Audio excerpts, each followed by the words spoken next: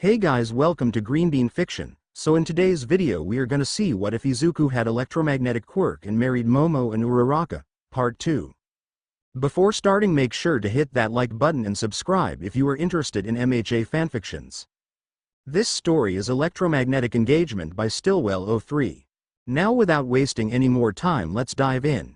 As the final contestant made their way to the end, Midnight had begun announcing the next part of the event. Alright. It's time to spin the wheel to see what shall be our second event of the day. As it spun, many were anxiously waiting for what it was going to be. When it finally stopped, the R-rated hero began shouting what it was going to be. The next event shall be a cavalry battle. Players will make groups of 2 to 4 people in an attempt to get headbands worth a point value on them. Depending on where you were in the last event, you will be given a specific point value. The screen showed a list of 42 people with their names and how much they're worth. From what it seemed, the last place person was given 5 points, with the next being worth 10 and so on. Each higher or lower place had at least a 5-point difference between each other. So if you were last in the last event, you could still score pretty high if you partner with the right people. Seems kinda straightforward. Ochako stated this with Midnight shouting for her to point this out. Anyway. The first place mantle, however, will be worth far more than every other place. They will be worth 10 million. Everyone stopped to look at Izuku to realize that aiming for him would mean they'd have an easy entrance to the last event. The match will have 10 minutes in total, with the top 16 contestants moving to the final event. Now, get going and make your teams. Ochako and Momo grabbed one of Izuku's arms to make his attention go to them. You both sure you want to stay with me? Everyone's going to be after us. Sorry Izuku, but you're not getting rid of us that easily. Ochako's right. A family that is together stays together, as the saying goes. Izuku shrugged this off while looking around for a fourth person. Now time for a fourth person. The electricity user looked around before spotting his classmate Tokoyami. Hey Tokoyami, do you have a team yet? Not at the moment. You want to be part of ours? Izuku pointed to Momo and Ochako for Dark Shadow to come out to nod. This could be fun. As the time for making teams ended, Izuku got above his group to stand at the top. Thanks to a little information they obtained from their bird friend, they were able to make a relatively smart idea for surviving. Since they only need to stay with the headband to immediately pass, they thought about letting the clock run out while avoiding combat. Momo, you have that blanket ready? Izuku asked his wife this with her passing a thick blanket over to Tokoyami for Dark Shadow. That should help with me using my quirk. Warn me if it becomes too much for him. Understood. I'm raring to go Shimura's. The counter began going down with the event starting. As predicted, everyone started targeting the 4, with Izuku charging up some electricity to reverse their magnetism. That should keep them from getting to us. The group was up about 10 feet in the air due to the effect their black-haired husband was doing. Deku. The group looked down to notice Bakugo coming at them. Everyone, shield your ears. The 3 did as Momo suggested as she tossed a strange container to Bakugo. Not long after, a supersonic sound wave was heard from the container, making him go slightly tone deaf from the incident. Ah! The fuck is this thing? It's a supersonic emitter. Allows the sound of high-pitched frequencies to be heard, with that one being able to go for 5 minutes. You won't be able to do much against us. Bakugo fell back to the ground with his team catching him. Thanks to the sound emitter, he went slightly tone deaf before looking around for a new victim to attack. Meanwhile, Izuku had kept everyone in the air with his magnetic adjustment on them. Considering the fact he couldn't use it on everyone without needing insane levels of power, Ochako helped by making everyone but her weightless so it could be predominantly focused on her instead of everyone at once. They had a few more attempts by some other groups to try and get them down, but these were immediately stopped by Tokoyami and Dark Shadow, who swatted them away. Time's up. Everyone heard this, with Izuku and his group dropping down to enjoy the fact they've won first yet again. Alright folks, we'll take a short break for lunch before announcing the final event with our 16 finalists. Izuku, Ochako, and Momo immediately went to grab Eri from Nana, who was sitting in a shaded area of the stands for the little girl. Hey mom. How was Eri for you? Ochako grabbed Eri while giving her a smile to say hello to the little girl before she laughed and reached for her black-haired mother. She's all right. Getting a little fussy, but I'm assuming that's because it's so close to lunchtime. She does get kinda cranky around when she eats. Izuku watched as his daughter tried to make words to probably express her hunger to Momo through baby banter. Alright Eri, let's go get you something to eat. Thank you again for watching her mom. She's not a problem. The trio walked away heading to the cafeteria to get some food. As they did, Ochako pulled Eri's lunch out of a lunchbox in her diaper bag. Good thing we thought to do this before. She began shaking the bottle to make sure all the formula inside it was dissolved before passing it to Momo to give to the little snowball. As they entered, Hitoshi and Todoroki were sitting in an area motioning them to come over. Got you 3 lunch. That's so kind of you Hitoshi. The 5 ate silently with occasional small talk before the girls came over to Momo to ask something. Is it true that the girls have to wear cheerleader outfits? Ashido asked this while everyone at the table looked at her like she had a screw loose. What are you talking about?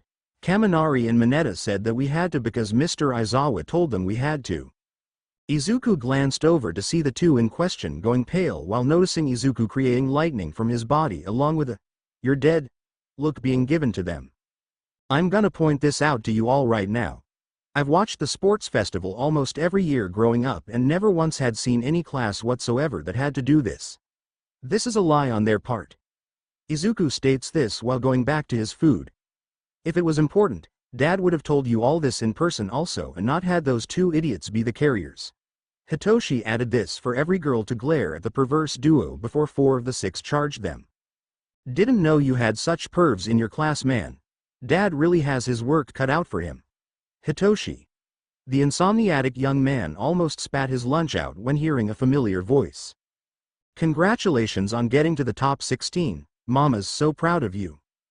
Hitoshi was immediately wrapped in a hug by none other than his mother Emi Aizawa, more commonly known as the joke hero Ms. Joke. Huh, if it isn't Izuku. How long's it been? Hi Ms. Joke. It's been a while. The joking hero gave a sour look before answering. Why don't you call me Auntie? It sounds cuter. I take it you're Mr. Aizawa's wife and Hitoshi's mother? Momo asks with Ms. Joke turning to her. Why yes I am. And what a lovely little baby you have. You must be Eri, hello.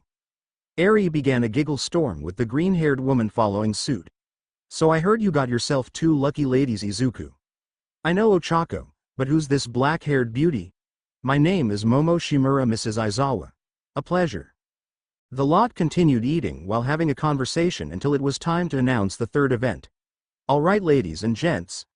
Up top is the lineup for the final matches. As the set was shown, some were not exactly proud of who they were facing with 3 people in particular not exactly thrilled. Izuku Shimura vs Hitoshi Aizawa Shoto Todoroki vs Honta Siro. Denki Kaminari vs Abara Shiozaki Tenya Iida vs Mei Hatsume. Mina Ashido vs Yuga Aoyama Momo Shimura vs Fumikage Tokoyami. Eijiro Kirishima vs Tetsu Katsuki Bakugo vs Ochako Shimura. So we gotta face each other? It appears so. Izuku and Hitoshi weren't thrilled with facing each other, but one person wasn't any happier to a point she had probably the worst person to face. Guess this is gonna be an easy win on my end. All I gotta do is beat one of Deku's bitches, and the rest is easy going forward. Ochako was scared, but she was determined to win this. Don't take me lightly Bakugo. So you know how to stand your ground, that'll make this even more fun. Everyone left to the stands waiting for the matches to begin. When they did, Izuku gave one final kiss to Eri, Momo, and Ochako before heading down to the arena. 6. Alright folks, it's time for our first match of the 3rd event. On my left, we have the master of electricity itself. Class 1A's Izuku Shimura. The crowd went crazy as Izuku walked to the ring. And on my right, we have the master of brainwashing. Class 1C's Hitoshi Aizawa. Hitoshi, whatever happens, mommy loves you. Why did mom have to come here? Snort seems you've got your own peanut gallery. Shut up, you've got 2 wives, a baby, and your mother here to cheer for you. Fair point, begin. Izuku charged at Hitoshi while he came at Izuku as well. The purple-haired man gave a punch for Izuku to dodge and grab his arm. In an attempt to flip him, Izuku threw him over his shoulder with Hitoshi grabbing the arm before trying to throw Izuku as well. 3. Unbelievable folks. These two are duking it out like real men. Hitoshi has a quirk that allows him to brainwash people he speaks to. Shimura knows this and is fighting him on a level playing field without his quirk. In a way, these two are trying to settle this through their base skills. The two fighters continued to brawl it out, giving each other solid punches. Hitoshi seemed to get the upper hand, however, when he pulled Izuku off balance by tripping his feet up. This unfortunately led to him dropping his guard to get a knee to the stomach and sent out of bounds. Aizawa is out of bounds, Shimura is the victor. Midnight says this with the crowd cheering. Izuku walks over to give his friend a hand up while smiling. Guess this is as far as I go. Be proud of yourself, Hitoshi, not everyone got this far. Besides, you seem to get quite a good amount of people interested in you. Izuku pointed at a bunch of pros who were talking about them for Hitoshi to smile. They walked out of the arena with both being rather content with how things played out. On his way back to the stands, however, Izuku stopped near a TV showing the next match. Shiro had given a nice attempt. Todoroki, however, had frozen half the stadium in ice along with the tape user. 3. Poor Shiro. That's a really painful way to lose. One thing, however, caught Izuku's eye during the fight. When Todoroki went to thaw Shiro out, he looked almost saddened by using his fire half. Todoroki needs help. There's no way around it. Once the field was clear of all the ice, the matches continued as they did, with the next being Kaminari and a person from Class B who looked like she had vines growing out of her head called Shiozaki. The match ended relatively quickly with the Vine Lady sending a fried Kaminari out of the ring. Izuku wasn't exactly surprised, knowing how the thickness of the vines probably would have caused a problem, and thought on how to counter it, especially when they could attack from underground. If I think about it, maybe I can find a way to counter this by affecting the electromagnetic wave of the water inside the vines. If I can do that, I could pinpoint a weak spot in the set to go directly to target Shiozaki there if I ever have to face her. But if that wouldn't work, maybe I should try. Bah. Izuku was brought out of his mental thoughts by Eri smacking him on the tip of his nose with a toy she had. Oh, sorry Eri, was that bothering you? The little snowball nodded for Izuku to stop, to only hear the sound of an arrogant man on Class B's side. Ha ha ha ha, I guess this ended quickly like that Class A scum thought it would. Monoma constantly laughed, with Izuku making a small quip to him. You have no room to argue. Most of Class B didn't even make it to the last event, and you got beaten out by some guy in general studies and a girl in the support course. I'd be more worried they'd kick you or one of your classmates out of the hero course with that, knowing Hitoshi wants to be in the hero course and proved he's strong even without his quirk. Monoma immediately shut up, hearing this, for Eri to throw a small stuffed bear she had at the blonde's face. *PFF**, I think you're really not Eri's favorite. Before he could speak, Kendo knocked Monoma out while holding a laugh of her own, seeing how perfect a child's aim is. The matches continued, with both Momo and Ochako getting nervous that theirs was coming up soon. 11. When it came time for Momo to leave, she gave Eri a kiss before Izuku gave his black-haired wife one for luck. She left with the match in front of them ending relatively fast for Ashido's victory against their suave French classmate. Alright folks, time for the 6th match of the first round. In one corner, we have the woman who can create anything. Give it up for Class A's Momo Shimura. The crowd went nuts as Momo began to create a metal shield and staff out of her hands. And her opponent, the man of darkness himself, also from Class A, Fumikage Tokoyami. Dark Shadow came out of Tokoyami with them both preparing to fight. Begin. Tokoyami sent Dark Shadow out right off the bat at Momo, hitting the shield she made. The act nearly made the creation user be sent on her butt if she wasn't prepared. Before Dark Shadow could send a second onslaught at Momo, she sent a small container at the Shadow Beast to create a flash. What the heck? I can't see a thing. Momo kept her head down, creating a small visor she created to keep the flash from hurting her. She used this opening to hit Tokoyami in the stomach to push him back and out of the ring's lines. When everyone got their sight back, they noticed Momo standing in the ring with Tokoyami out of it. Tokoyami is out of bounds. Momo Shimura wins. Everyone cheered as Momo went to help Tokoyami up. Sorry if that hurt. No worries. It was a smart plan on your end. Yeah, nice job girl. Dark Shadow came out with a thumbs up to make Momo blush a bit. Thank you. They left the field with the next battle being Kirishima and Tetsu of Class B. As it got close to the match that worried the Shimuras, Ochako found herself on edge facing the one person in class she'd rather not. 2. When leaving, Izuku and Eri followed her to pass Momo midway. "Hey Ochako, are you alright?" Momo questioned the brunette with her trying to put on a brave face. "Why yeah, couldn't be better. I'm absolutely ecstatic right now. Yup, all smiles on my end." She tried to hide the nervousness with both Izuku and Momo noticing. "It's Kachin, isn't it?" Izuku bluntly stated this for her smile to drop. "Why yeah, I'm facing probably the worst person I could quote. Izuku hugged his worried wife with Eri mimicking the act. "You're gonna do great. Just keep calm and focused. No matter what happens, me, Momo, and Eri are in your corner till the end." Ochako blushed while hearing this before smiling. "Thanks Izuku. You always know how to make me feel better." Ochako gave Eri a kiss on the forehead before leaving to the waiting room while the trio left to the stands to watch the match take place. When they arrived, they watched the final strike of Kirishima and Tetsu land, knocking both out.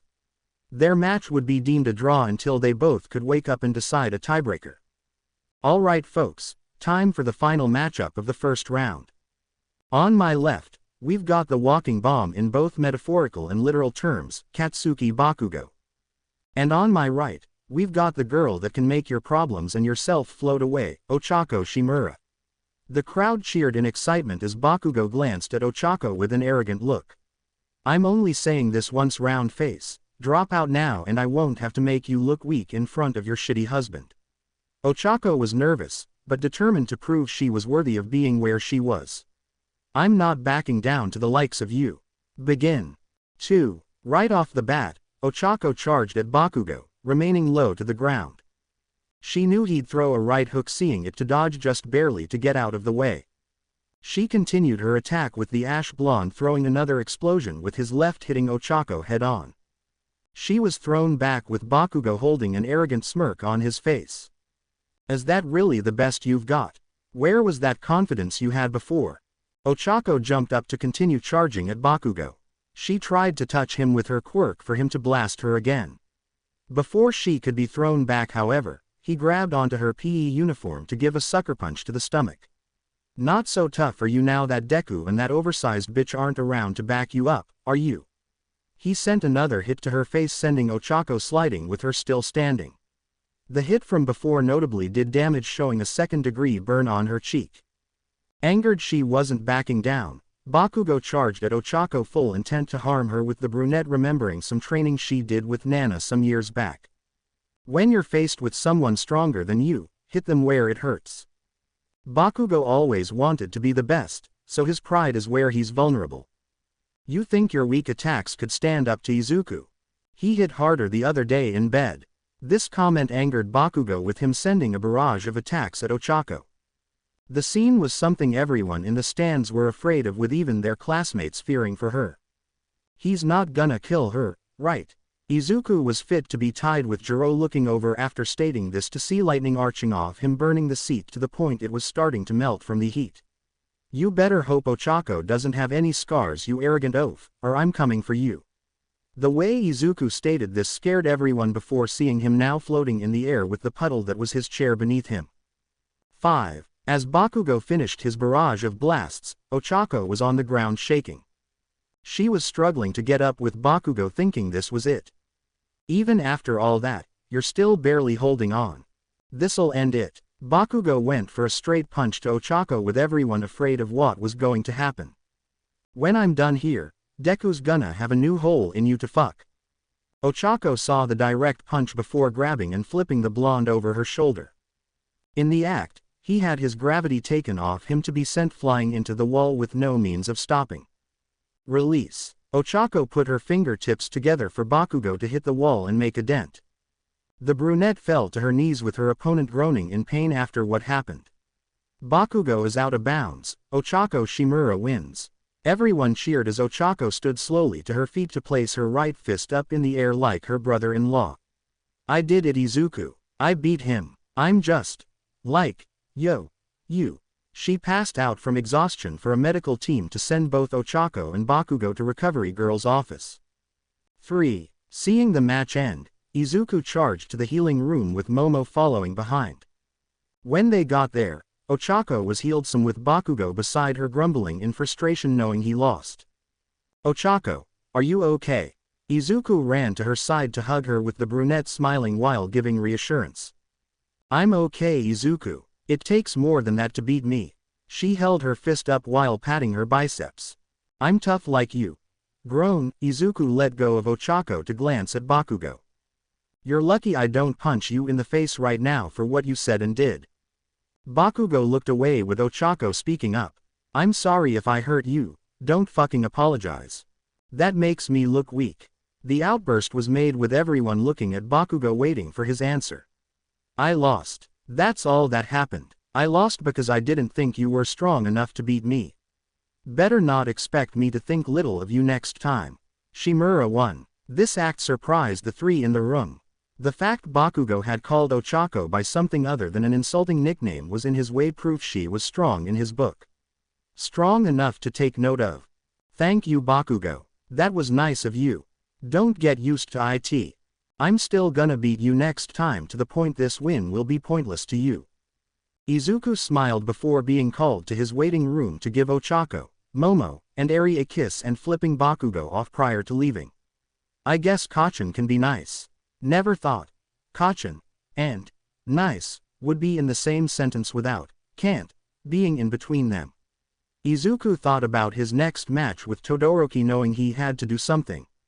"I'm going to make you accept your left side, Todoroki. No matter what." 4. On the field. "Alright ladies and gents, it's time for the first match of the second round of our final event." The crowd cheered as Izuku and Todoroki came into the arena. "On my left, we've got the son and younger brother of the former and current number 1 pro heroes. Class 1A's Izuku Shimura. And on my right, the son of the number 2 pro hero Endeavor. Also from Class 1A, Shoto Todoroki." Izuku prepared himself with Todoroki doing the same. "Begin." When they were told this, Todoroki sent a barrage of ice at Izuku with him producing a lightning bolt that he slammed at the incoming attack to shatter everything and send the bicolored young adult sliding back. "I'm going to only say this once, Todoroki. You're not going to beat me with half your strength." Todoroki sent another attack at Izuku for the same thing to happen. "Do you honestly think that's gonna work if it didn't the first?" 2. Izuku became enraged. Not that Todoroki refused to fight him for real, but thinking that he can become the number 1 with only half his strength. Trying to change his game up a bit, Todoroki sent a bit of ice to the side for him to get near Izuku to hopefully catch him off guard. This ended however with Izuku shooting a blast of electricity far less powerful than the previous ones to shatter the ice and give his opponent a bit of a shock. "Come on, show me your full power. The fact you even think you can win is idiotic with what you're giving." In anger, Todoroki kept sending wave after wave of ice with the amount being larger while Izuku repeated his process of destroying the ice and standing in the exact same spot he started in. Everyone here is giving it their all and not holding any punches back. What makes you so different that you think you should do this? To all of us that fought with everything and lost, this is an insult to what we worked for. Todoroki shot more ice for his memories of the past with his mother replaying in his head. The scenes of her losing her mind in her mental breakdown and scolding him with hot water was on repeat. The hellish training his father gave him when he was nothing but a child echoed in his mind. He wanted them to end, but he didn't know how. Izuku blasted another ice barrage, feeling his fingers go numb along with seeing Todoroki succumb to rigidness with frost over his body. "Come on, you think it's right to not give it your all. Villains won't care for that and take advantage of your weakness. Show me what the power of Shoto Todoroki is. Show me what your power can do." Todoroki went to Izuku again to go for a frontal assault. Instead of lightning, he was met with Izuku giving him a punch to the face along with holding him by the collar of his shirt. "It's yours. Your quirk, not his. Why did you even become a hero if you won't even give it your all? If you can't stomach using everything you have, then what hero are you?" Izuku's words got through to his classmate with a memory of his mother coming to his head. "Shoto, you aren't a slave to your own lineage. You can be whatever you wish to be. The words echoed in his mind as a single tear came down his left eye to evaporate away by his flames shooting up. The act surprised everyone with Endeavor shouting from the stands. Yes, Shoto, have you finally accepted your purpose? Todoroki ignored him, seeing Izuku smirk. Nicely done. Now the fight can really begin. Shimura, thank you. This was stated before a blast of ice and fire came at Izuku as he charged OFA in his body with his lighting to create the strongest electric bolt he had. As they were shot at each other, Cementos and Midnight tried to stop them with the attacks colliding, sending a giant shockwave into the stadium. 2. This is crazy. Izuku. Both Ochako and Momo shouted with Eri holding onto the ladder for dear life screaming from the incident. When everything calmed down, Midnight looked around to see Todoroki in a pile of ice near the wall of the arena and Izuku just barely in the line of bounds shooting electricity off him and shaking from the excess wattage in his body. Todoroki is out of bounds, Shimura wins. The crowd erupted in cheer as Todoroki was brought away on a stretcher. Izuku was beginning to feel his body shake with his vision going slightly blurry from his act. He stumbled near the exit with the shadow of someone being near him. It appears I owe you a compliment, son of Paragon, for getting Shoto out of his rebellious phase. Izuku knew this was endeavor for his blood to boil. What you call a rebellious phase is your son worrying he'll become what you are. And he didn't. Get out of the phase as you call it, he just didn't care for you at that moment and just wanted to be a hero. Izuku walked to the stands the best he could with this comment angering the flame hero to no end. Izuku found his way back to the stands still struggling to see. When both Ochako and Momo noticed this, they immediately helped their husbands sit down. You okay, Izuku? Your eyes look a little strange. I just overused my quirk and found myself slightly blind. Should go away in a few minutes since I didn't go so far over my limit. Eri crawled over to sit on Izuku's lap while playing with his face a bit. I can tell this is Eri though. Bah, yup, definitely Eri. Izuku tried to feel around to find the child's waist before moving her to sit on his knee as he bounced her on it. So next should be Iida and Shiozaki, right? Yeah, but they're taking an intermission to fix the stadium. Apparently, you and Todoroki did a number on it. Izuku laughed as both Ochako and Momo rolled their eyes at the amount of sheer force he had. Time went on with Izuku regaining enough sight to watch the next match happen. It was over rather quickly with Iida pushing Shiozaki out of the ring with little problem. Izuku took note of this as now he'd have to face Iida in the next round. That ability he has to increase his speed to that level is gonna be tricky. If I don't act before him, I'm not gonna win. Momo had gotten up since her match was next to give Eri a kiss before Izuku, who had regained enough sight to watch the match with minimal issues. The match began with Ashido heading in first with her acid to try and get the drop on Momo. Sorry Yao Momo, but I'm not gonna lose here. She came directly at her with the creation girl making special gloves to grab and flip the pink-skinned girl out of the ring. Ashido is out of bounds, Momo Shimura wins. The crowd went crazy as Ashido got back from the ground. Are you alright? Momo held her hand out with her classmate grunting in agitation. No fair. How did you do that anyway? I figured I might need to face someone like you sooner or later, so I devised a way to make it possible to grab you. Thus, we have acid-proof gloves. She showed the gloves with a smile to only make Ashido hold a puffed cheek look at the black-haired girl for outsmarting her. 3. The fourth and final match of the second round came with Ochako and Kirishima facing off. This ended rather quickly though, since all the brunette had to do was just levitate and flip Kirishima out of the ring. Unlike with Bakugo, Kirishima had to stay within Ochako's reach in order to fight. This unfortunately became the redhead's undoing. Alright folks, we have our 4 semi-finalists. Let's make some noise. Izuku gave Eri to Momo before kissing both of them to head down to wait for him to be called. On the way, he passed Ochako, who he gave a congratulatory kiss while wishing good luck to see her in the finals. As he sat in the waiting room, Izuku began to think of the fact that he and Iida are facing each other now while preparing to give it their all. I guess it's gonna come down to whoever wants it more, Iida. Alright boys and girls, time for the first half of the US semi-finals. On one side, we've got the boy with greatness in his legacy that doesn't go to waste. Class A's Izuku Shimura. Everyone cheered as the electric user began preparing for what's ahead. And on the other side, he's the younger brother of Ingenium and his lineage isn't nothing to sneeze at either. Class A's Tenya Iida. Shimura, I do not plan to hold back. Good, BZZT** neither am I.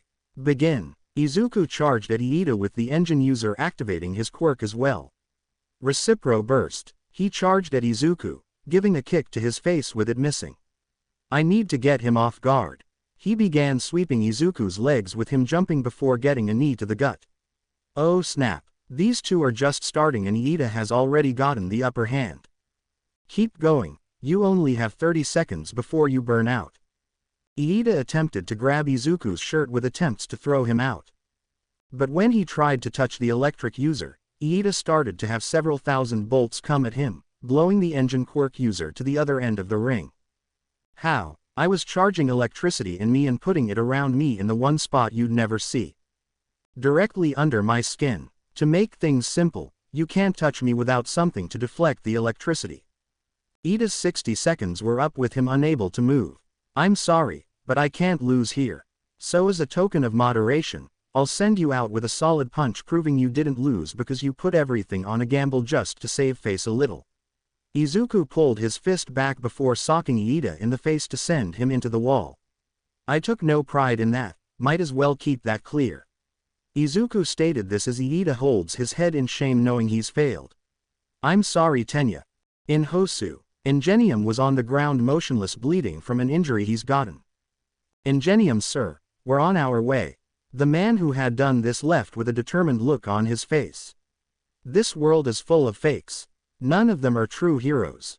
They must be purged to make a better society. Getting to the roof, a man decked out in blades from head to toe walked out of the area. Many knew him as a man who was killing heroes and or fatally wounding them in alleys. He was Chizo Makagiro, more commonly known as the hero killer Stain. 3. Back at Ua, the next match was about to begin with Izuku sitting at the top of the stands conflicted about this match. This has to be hard for you man. Both your wives fighting each other. I agree with Kirishima, this must be hard on you. You got that right Tokoyami. Izuku held Eri calmly on his knee as they watched both Ochako and Momo prepare to fight.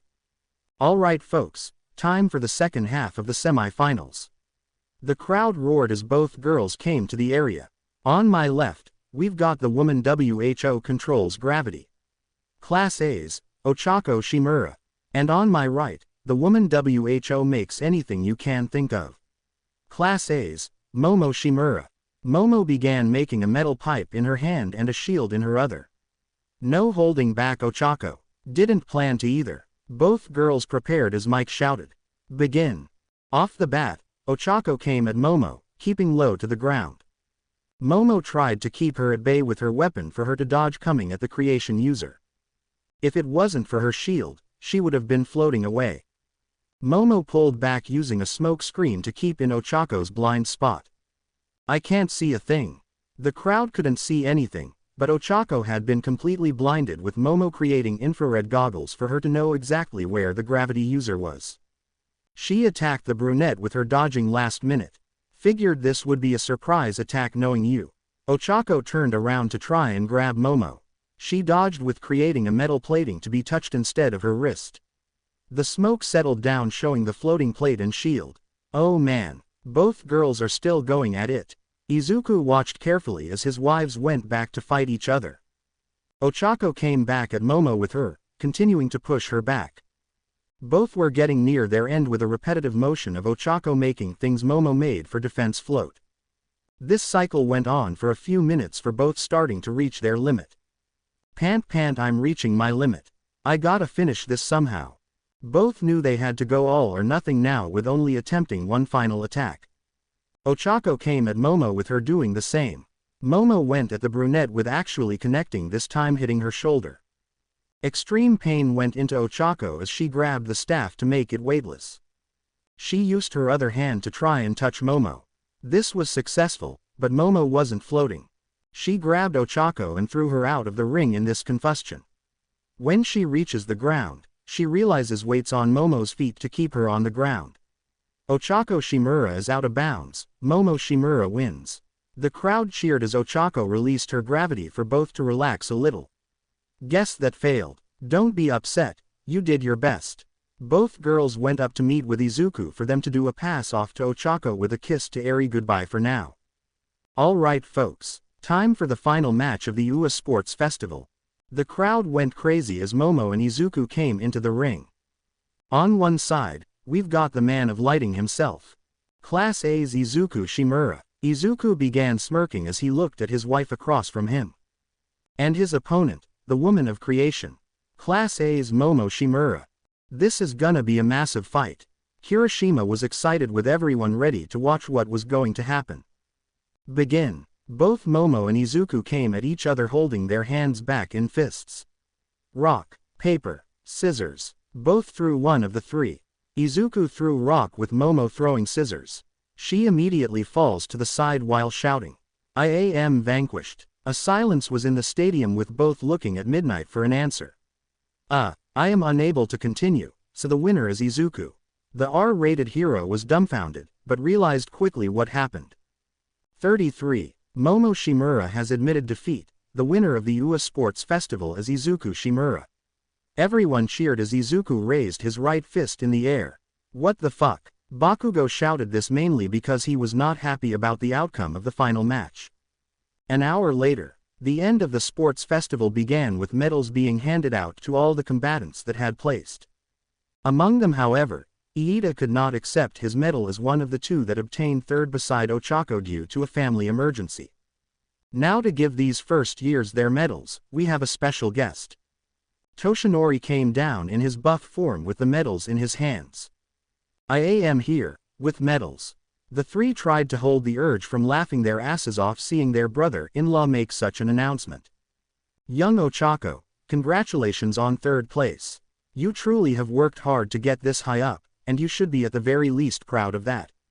The blonde placed the medal around Ochako's neck before patting her head. Just as always, I expect many great things from you. I have faith you can become a great hero if you keep to it. Thanks to All Might. Toshi then went to Momo next holding second place in his hand. Young Momo, nicely done in your hard work. Congratulations. Just like with Ochako, Toshi patted the creation user's head. That last part put us all for a loop. Then again, I shouldn't be surprised knowing my brother. Nonetheless, you have definitely earned the medal you wear today. Momo held a blush hearing these words of praise before bowing. Thank you All Might. I promise I'll keep working hard. The final medal he had came to Izuku. Young Izuku, nicely done on achieving first. Though I must ask, why did you and young Momo do what you did in the last match? To make it simple, I wanted to find an easier way than having to hurt one of my wives. I didn't wanna hurt anyone I didn't have to, so that's why I did that. Toshinori ruffled Izuku's hair before smiling. Not a fan of hurting the women that are important to you. Mother must be happy about that at the very least. 7. The blonde turned to the stadium to speak to everyone who didn't win. Let this be a lesson to you all. Each and every one of you have the chance to be one of these standing here. Now I say these words to enter into the next generation. Go beyond. Plus ultra. Everyone in the stadium shouted this with the blonde pro as the event everyone prepared for came to a close. After, the students were told they had 2 days off in order to rest and recover from their training. With this, the group of Class 1A decided to make a little party together as a celebration. It wasn't anything fancy, just a nice little thing where the group could unwind knowing that they finally finished the sports festival with each place being taken by one of their class. Izuku even decided to invite Hitoshi since he worked his butt off with them as well and got pretty far. Everything was relatively fine until Mineta and Kaminari spiked their drinks with liquor hoping to try and get lucky. This backfired with some people getting sloshed to the point they were blackout drunk. Some of them were the 3 Shimuras who went a little overboard unintentionally after putting Eri to bed. Oi, what the hell is in this? Momo began shouting with the 2 culprits fearing for their lives knowing the woman who threw heavy lines in Bakugo's calves was an angry drunk. They glanced at the family to see Izuku relatively calm, Momo ready to kill someone, and Ochako acting like a cat rubbing against Izuku. You know something, I think I'm gonna go to bed. Izuku got up feeling a bit tipsy heading to his room before being picked up by Momo. I'm getting sausage tonight, and Izuku's getting tuna, Ochako stated the last bit with a smirk as the three went to their room while going at it all night. 3. The next morning, the alarm rang with the sound piercing Izuku's brain like a knife. He exploded the thing to earn a giggle from Eri. What happened last night? Izuku got up seeing himself naked along with Momo and Ochako beside him in a similar state. Please don't let this be a hangover scenario. He glanced over to see something he kinda wasn't so sure about. Once he realized what it was, Izuku immediately turned to Eri with a bit of a laugh. You may be an older sister now, Eri. The little girl turned her head sideways, not understanding what her father meant, as he sighed, knowing this would be a hell of a way to explain to his family how the trio became pregnant. Izuku had gotten out of bed to make breakfast as well as change Eri. Trying to avoid showing concern for what happened, he kept his thoughts to himself. Once downstairs, he was met by Jiro and Todoroki, who looked as if they had a hangover. Morning, you two. Morning. Jiro kept her head on the table in pain while Todoroki looked as if he was half dead. So anyone remember what happened? All I remember was we had a party last night and don't remember much after putting Eri to bed. Sorry. Yan, I can't help you. Izuku made a few cups of coffee and placed them on a tray. He passed a few to his classmates before having one himself. Chances are, someone spiked the drinks we had. Who was on drinks yesterday? I think it was Mineta and Kaminari. Izuku walked into the kitchen again to see an empty bottle of vodka in the recyclables with some electricity going through his head. They got us drunk. How do you know that? 'Cause I see an empty bottle of vodka and I don't know anyone who drinks this that lives in the dorms. 7. The electricity user walked back with Eri reaching for Todoroki. Seems she wants you to give her attention. Izuku passed the little baby to his classmate as he just stared blankly at the snowball. Hello. Ga? Eri grabbed Todoroki's nose with him, not sure what to do. Does she always do this? Occasionally. Not long after, the four heard screams from upstairs that sounded like Ochako and Momo. What was that? Sounded like the other Shimuras. I need more coffee before they freak at me over how they woke up. Wait, how did they wake up? Todoroki questioned this as Eri began grabbing his red hair. Let's just say, Eri may get siblings in the year. Exactly. Izuku slammed his head on the table before Ochako and Momo revealed themselves in Izuku's shorts and shirts. Hey Izuku, what happened last night? To be honest, I'm not entirely sure since the idiot duo got us all drunk. The only thing I know is I woke up between the two of you in a similar situation. Both were trying to find words to say what they felt to only hold their heads down in annoyance. It's too early in the morning for this. Izuku passed 2 cups of coffee to the duo with cream and sugar in Ochako's, and just cream in Momo's. The lot sat quietly as their classmates slowly got up one by one. The Shimura family gave a death glare at the perverted duo when they came down, making them know that their little stunt was known to them. So what happened last night? Kirishima asks this without a shirt and hickeys all over his body from someone. Let's just say, someone thought it was a good idea to get us all drunk. 2 somebodies to be precise. Jiro adds to Izuku's answer for everyone to slowly turn to Mineta and Kaminari. What? Tell them the truth or I'm sending you into orbit, pervs. Ochako says this with a rather splitting headache before grabbing Eri from Todoroki. I didn't do anything. Me neither. Both backed up before bumping into Bakugo, who was tired and even more irritated than before, who heard everything. What did you losers do? They turned pale at the sight of a clearly pissed ash blonde, with Izuku not wanting to keep in his place. I asked you a question, now answer it, we WWE. It was Mineta's idea. You got me the vodka. Both were grabbed by Bakugo before being brought outside. All that was heard after was their screams and a massive explosion that shook the dorms and sent shivers down everyone's spines. When Bakugo came in, he had a happy smirk before going into the kitchen to get some coffee. I don't feel bad for them. Me neither. They called this upon themselves. The Shimura trio stated this while sipping their coffee in unison. 6 few hours later, after everyone regained enough sobriety to not have a splitting headache, Izuku, Ochako, and Momo decided to go out for lunch, contemplating what had happened the night before they entered a small diner where a blonde waitress had sat them. As she did, the woman realized the three were from UA and the winners of the first, second, and third place mantles. She began fangirling a bit, with some other people beginning to get the picture to give the family a thumbs up in congratulations. To say this was awkward for the family was clearly an understatement, but they dealt with it the best they could. Right now, they had even larger issues to deal with than a sudden gaining of a fan club. Each ordered what they wanted along with a bit of mashed potatoes for Eri so she could eat as well. The silence between the three was almost as if they were complete strangers sitting at a table. Okay. I'm gonna say it. We may have kids because of last night. Ochako said this as bluntly as she could, with Izuku and Momo holding their heads. To be honest, I'd rather have prepared a little more considering this mess we may have gotten ourselves into. Momo stated this as Eri began reaching for her father's hair. I'm sorry. Huh? Izuku pulled his face up before explaining. If I had found this out sooner, I would have found a way to prevent all this from happening. Unfortunately, we can't change the past. We can only work with where we stand right now. Their food came shortly after saying this, with them starting to eat. Before we jump to any conclusions, we'll have to be certain of this. Ochako and Izuku agreed with Momo, who felt Eri's food to make sure it wasn't too hot for her to eat. As they continued, Izuku held a look as if he did probably the worst thing imaginable to the two, with a very uneasy look being on the brunette and raven-haired girls. Eventually, they finished and paid for their meal to walk out and look around a bit. So, what do you girls want to do? Izuku asked, with silence continuing to be something between them. Izuku noticed a mochi shop to bring both girls inside. As he did, he noticed a batch of fresh green tea mochi being placed in the display case. Excuse me, sir, but can I get a dozen green tea, a dozen red bean paste, and a dozen Earl Grey? Sure, boss. The man did as Izuku asked and gave him 3 containers for them. That'll be 1,705 yen, $16.04. Izuku paid before seeing the man had given an extra of each to make a baker's dozen.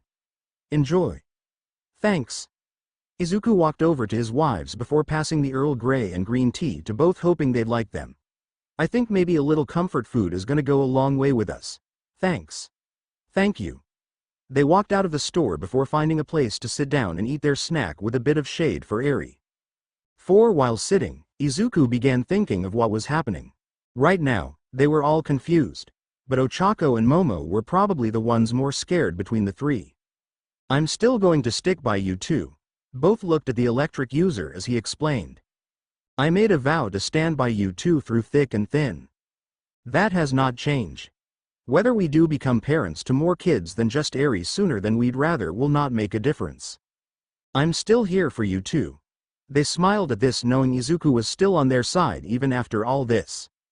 I'd be lying though if I'd say I'm not scared, but you two are probably going to have it worse than me, so I can't let that fear cloud my love for you two. I love you both, and I won't walk away just because of this. You have my word on that. Ochako and Momo hugged Izuku with the feeling of absolute content, knowing this was prominent on their faces. Izuku smiled at this before feeling Eri reach for Momo's mochi. Are you trying to take Mommy Momo's mochi? You little stinker? Everyone laughed as Eri kept grabbing before beginning to say something. Ma. Mama. Ah, that's cute, she said. Mama. Izuku stopped with Momo and Ochako, realizing what happened. Eri was quickly grabbed by Ochako before Izuku collapsed to the ground hearing this. And he's down. Looks like you made your daddy happy, Eri. Mama. This comment made Ochako's heart throb in happiness, being called Eri's mother by her. Easy there, Ochako. We've got one person unconscious, we don't need a second. It's so adorable. Ochako cuddled Eri in her arms as the small child didn't understand her one mother's act but smiled anyway. Well, I guess we should call it here. If you turn Izuku weightless, I'll carry him. Gotcha. Ochako tapped Izuku's back as he floated in the air. And there we go. Momo tethered the electricity user with a rope she made. While walking back, the family obtained several questionable stares by onlookers, noticing Izuku in flight and unconscious while the two tied him down and carried a small baby. Back at UA, the family returned to the dorms, with a few being in the common space. Todoroki was the first to notice the family, along with questioning what happened. Why is he floating and unconscious? Mama. Both girls pointed at Eri before speaking. That's why. Juru and Ashido fell back on the couch laughing their asses off knowing that villains who were ready to kill the symbol of peace couldn't do something the first word of the Shimura family's daughter could. What happened? Izuku started to come to, noticing where he was. When did we get back to the dorms? Also, why am I floating? Because you're too heavy to lug on either of our backs unconscious. Ochako pointed this out for Izuku to look down and notice Eri. Hey Eri, do you think your daddy's silly like this? Izuku laughed at himself while Eri spoke again. Mama? As the tone echoed in his head, Izuku passed out again to add more humor for the two girls laughing. Ha ha ha ha ha. He passed out after hearing Mama, that's freaking rich. Wait till he hears Dada. They eventually had to hold their sides. The scene was deemed that funny to them. Okay, can you two please stop? I agree, it isn't as funny as you think it is, BA. The three stated this with the fact even Eri was telling them to stop cracking them up even more. Sigh, I'm going to put Izuku down on the bed. Might as well let Eri take her nap as well, she's looking a little drowsy right now. The two walked upstairs to their room where Ochako released her quirk's effects on Izuku and placed Eri in the crib. Momo began untying Izuku before walking over to give Eri a kiss and placing the baby monitor beside her. We'll see you in a little bit, Eri. Also, try not to make your father faint again. Mama. I'll take that as you don't promise anything. Both laughed a little before seeing Eri slowly fall to sleep. They walked out while silently shutting the door and smiling at the scene. For when they were alone in the hall, both girls looked at their stomachs and placed a hand atop them. I wonder if this'll happen when we actually have kids? Chances are Izuku will cry knowing he's a father most of the time in the beginning. He may also faint when we finally find out. Both laughed a little at how much of a goofball Izuku can be even though he's rather dependable. We should probably take a pregnancy test within about a week. That way, we'll be certain and decide what to do afterwards. Yeah. That'll be a fun story to explain to our parents. Speaking about fun stories, I think I may end Kaminari and Minetta's. Can I help? Momo passed a mallet she created to the gravity quirk user as they smiled sadistically. Minetta, Kaminari, can we have a word with the two of you? Though they were without a doubt joking, the fact that the two almost believed they were going to pulverize them made for good humor for everyone. The break after the sports festival came and went in the blink of an eye with classes starting back up again. During this time, however, Izuku found out about Iida's brother Ingenium and worried for his well-being. While sitting in class, Eri started playing with a toy she had before noticing Bakugo's hair. Being the small child she was, she reached for it when Izuku wasn't paying much attention to only notice Bakugo's shout. Oh! Everyone looked over to see Eri grabbing a fist full of ash blonde hair before letting go. Bakugo turned around in absolute anger before Izuku activated his lightning. She does that to a lot of people, don't take it the wrong way and remember Eri's a baby. Bakugo growled with explosions coming off his palms while Izuku had lightning surround him and Eri. The scene looked like something out of a natural disaster flick before all hell breaks loose. Eventually, however, Bakugo backs down with Izuku lowering his lightning until it was gone before having his hair pulled by Eri for him to smile. What are you doing? That's Daddy's hair. Seriously, night and day. Everyone thought this while seeing Izuku go from calm, to pissed, to doting father as if it was nothing. 5. Good morning class.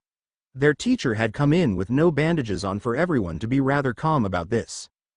It's nice to see you all right, Mr. Aizawa.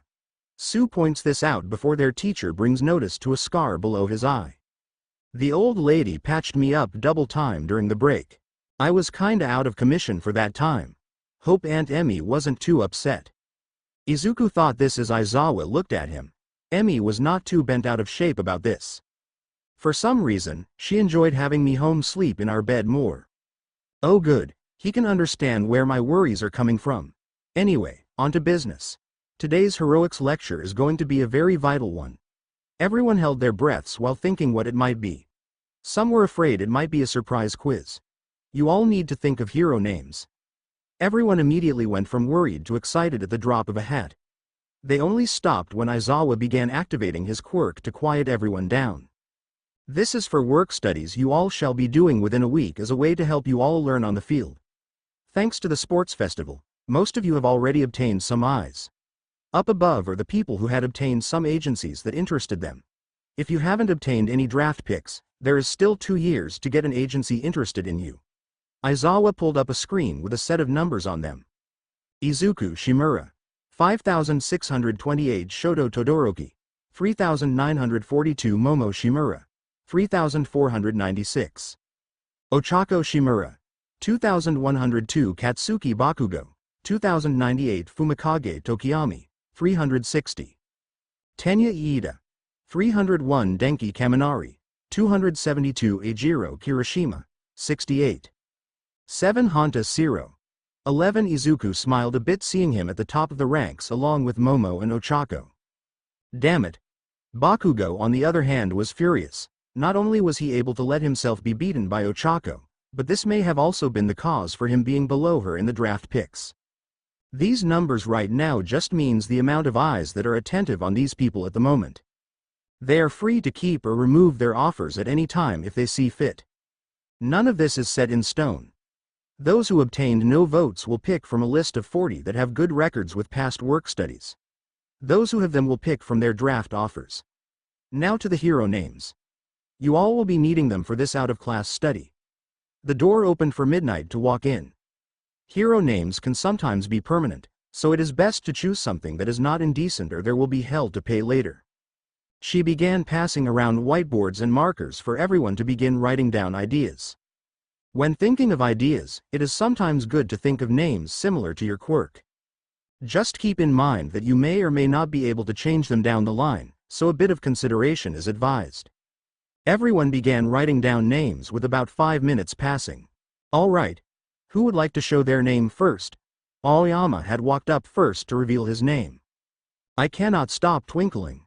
That's a whole sentence. Not the strangest name I've heard. Seems none of them have heard of the hero Puripuri. He's met some awkward people growing up.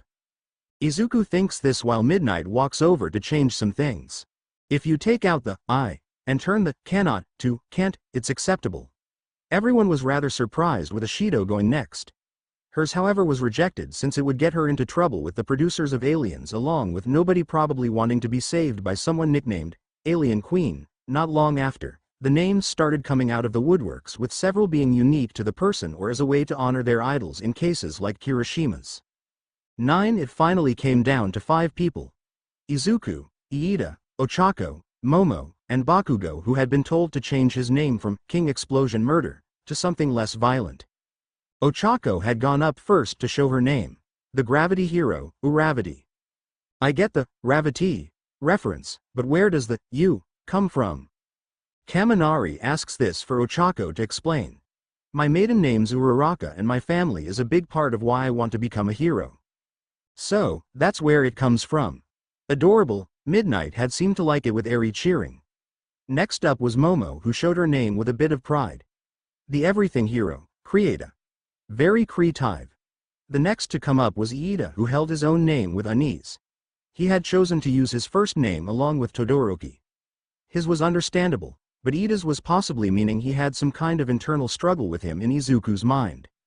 Izuku walked up to the podium next holding his out for everyone to see. When I was little, I wasn't sure if I should be like my mom or my brother when I'd choose my hero name. I'm known as someone with connections to 2 of the greatest heroes of all time and is expected to follow in their footsteps. But unlike what people think, I just want to be the hero that helps others with a smile just like my mom and brother do in my own way.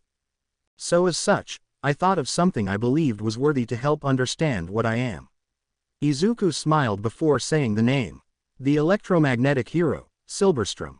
I think Paragon and your idiot of a brother would be happy you're choosing to go your own route. Aizawa got up with hero names being finished up shortly after for Bakugo to use his own name for this due to not having anything without murder in it.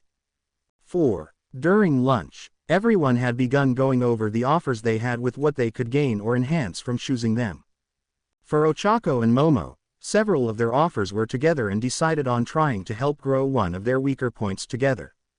Meanwhile, Izuku was in a bind. He learned close quarters and long-range techniques all his life to the point skill in both his original quirk and combat was first-rate. What he really needed help with now was his skill in OFA. He does what he can, but there are hurdles that he's reaching because of the lack of knowledge he has. Since Toshi has a family of his own and his own time with the backburn of the quirk coming to an end, Izuku doesn't feel right asking him for help. Meanwhile, his mother started to come out of retirement a bit to do a little hero work as a way to help control the free time she has. Not only that, but he doesn't feel right asking her constantly to pull time out of her schedule and travel to UA just to help him. He's relied on her almost all his life and wanted to try constantly relying on Nana. Izuku, he's pulled out of his focus for both Momo and Ochako to stand in front of him. Let's go get lunch, sure. They started walking with Izuku starting up a conversation. So did you two decide on a work study? Both nodded. We'll both go with the agency that the pro-hero Gunhead runs. Ochako points this out for Izuku to be rather surprised. Isn't he one that specializes in combat? We both thought about it, and the more we learn of other parts of the industry would help us grow stronger as pros in the future. Besides, me and Momo are without a doubt lacking in that department and wanna get better. Izuku smiled knowing his wife's initiative with this. Having a talent in one is great, but having that talent and backing it up with knowledge from other parts of the agency is what makes you an even better pro. Your mother knows that rather well. The electric quirk user laughed remembering how Momo would know this for a fact since she's a giant nerd for Paragon. Izuku, Ochako, Momo, good to see you all again. Wah. And a hello to you too Eri. Might I have a minute with you? Toshi came to everyone in a panic as it seemed for the three to be rather curious. They walked over to a corner with nobody around and began to talk. So what did you wanna talk about bro? The buff hero gave Izuku another offer that he had gotten from an old friend of the family. You remember Gran Torino, right? Izuku stopped to think before the name came back. Uncle Torino, yeah, gee good, because he would like you to do a work study with him. Toshi began to have his legs shake, surprising the girls seeing the strongest pro in this state. Are you all right? Somewhat young Momo. Izuku took the offer before his brother ran the other way. What was that about? Momo asked while Ochako tried to remember the name Torino. That old guy, who, when me and Izuku were little, this old guy that called himself Torino came around sometimes. Ochako finally put the pieces together with Izuku filling in the blanks. Uncle Torino is an old friend of Mom's. He knows the secret of our quirk and also helped train Toshi when he was younger. But that does not explain why your brother is spooked in such a way. Yeah, that I don't get either. Whenever Toshi was over and he was as well, he'd shake in his boots like he was a little kid about to wet himself. Izuku laughed while he explained. Uncle Torino. Kinda scares him. When he was first using the quirk, Uncle Torino would wail on Toshi day in and day out. He also taught here for a year when Toshi was in his final year of UA. That's probably where this phobia of the jet-propelled super geezer comes from. Ouch. You said it Momo. Izuku thought about the offer before realizing this was what he needed. Someone that knew OFA and could help him through the plateau he was at. Maybe I should pick Uncle Torino. It seems like the best way to get stronger.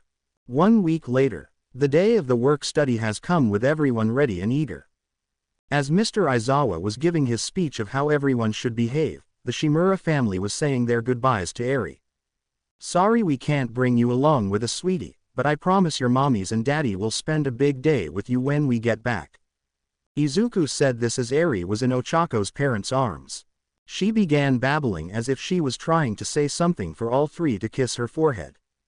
Thank you also for helping us. Ochako spoke to her parents as they gave a smile. It isn't a trouble sweetheart. We hardly get much time with our grandchild as is, this is a great change of pace. Besides, Nana had said her and the Yaoyorozus would come over and help from time to time. Tosa reassured her daughter as they gave their best wishes for the three. While leaving, the trio kept waving to Eri while she tried to mimic them until they left out of sight. Guess this is where we part too. Ochako was a little saddened by this since her and Momo wouldn't see Izuku for a whole week. He understood this to grab both girls to kiss their lips, making everyone in the area look over. Comments ranged from, quite bold, to, how daring, with the other travelers before Izuku broke the kiss. Even though we're gonna be apart for a small bit of time, I still love you both. They smiled and blushed a bit at this before answering back. We love you too, Izuku. They began leaving to their train and waving at their husband. His train started to get called, forcing the electric quirk user to run to his loading area. On the way, he passed Iida, who held a face as if he was ready to do something that needed to be done. The memory of Hosu happened to cross in Izuku's head with a bit of fear for his engine quirk using friend. Whatever you do, Iida, don't go after Stain. Going after someone that hurt your family never ends well. Toshi can tell you that. He boarded his train remembering the battle against AFO that had Toshi on the verge of dying. Revenge never makes things right, it just causes more pain in the end for everyone involved. Izuku stood outside a dilapidated building after reading the directions to where he was meant to go. Toshi did give me accurate directions, right? He glanced at the building amazed it was standing to begin with, let alone someone actually living inside. I'm kinda scared this building's gonna cave in on me the second I go inside. The young electric quirk user let a deep sigh out before walking towards the door. Nothing's going to happen as long as I'm just standing around. I can debate this all I want, but that won't change anything too significantly. The young boy opened the door to absolute darkness inside. Why do I feel like someone gave me directions to this place just so they can pull my leg? Hello, is anyone here? My name is Izuku Shimura and I'm looking for a Gran Torino. Is he here? Izuku kept walking inside before feeling something slick on the bottom of his shoes. Once he looked down, he saw an older man face first in a red liquid. 3. Ah, he's dead. Actually, I'm alive. Ah, he's alive. Wait, how is that scary? The elderly man got up to pat the dirt off himself to show an outfit. Sorry about the trouble. I was making a snack of sausage and ketchup before tripping and falling. Okay. Anyway, my name is Izuku Shimura from UA. My hero name is Silberstrom. The man walked over to the couch before plopping down on it. Nice to meet ya, Silberstrom. You remind me of someone. Probably either my brother or mom. What? I said. Probably my brother or my mom. What? I said. Gee Sonny, there's no need to shout. You senile old coot. Izuku mutters this sentence to himself but is smacked in the head by the older man's wooden cane. I heard that you whippersnapper.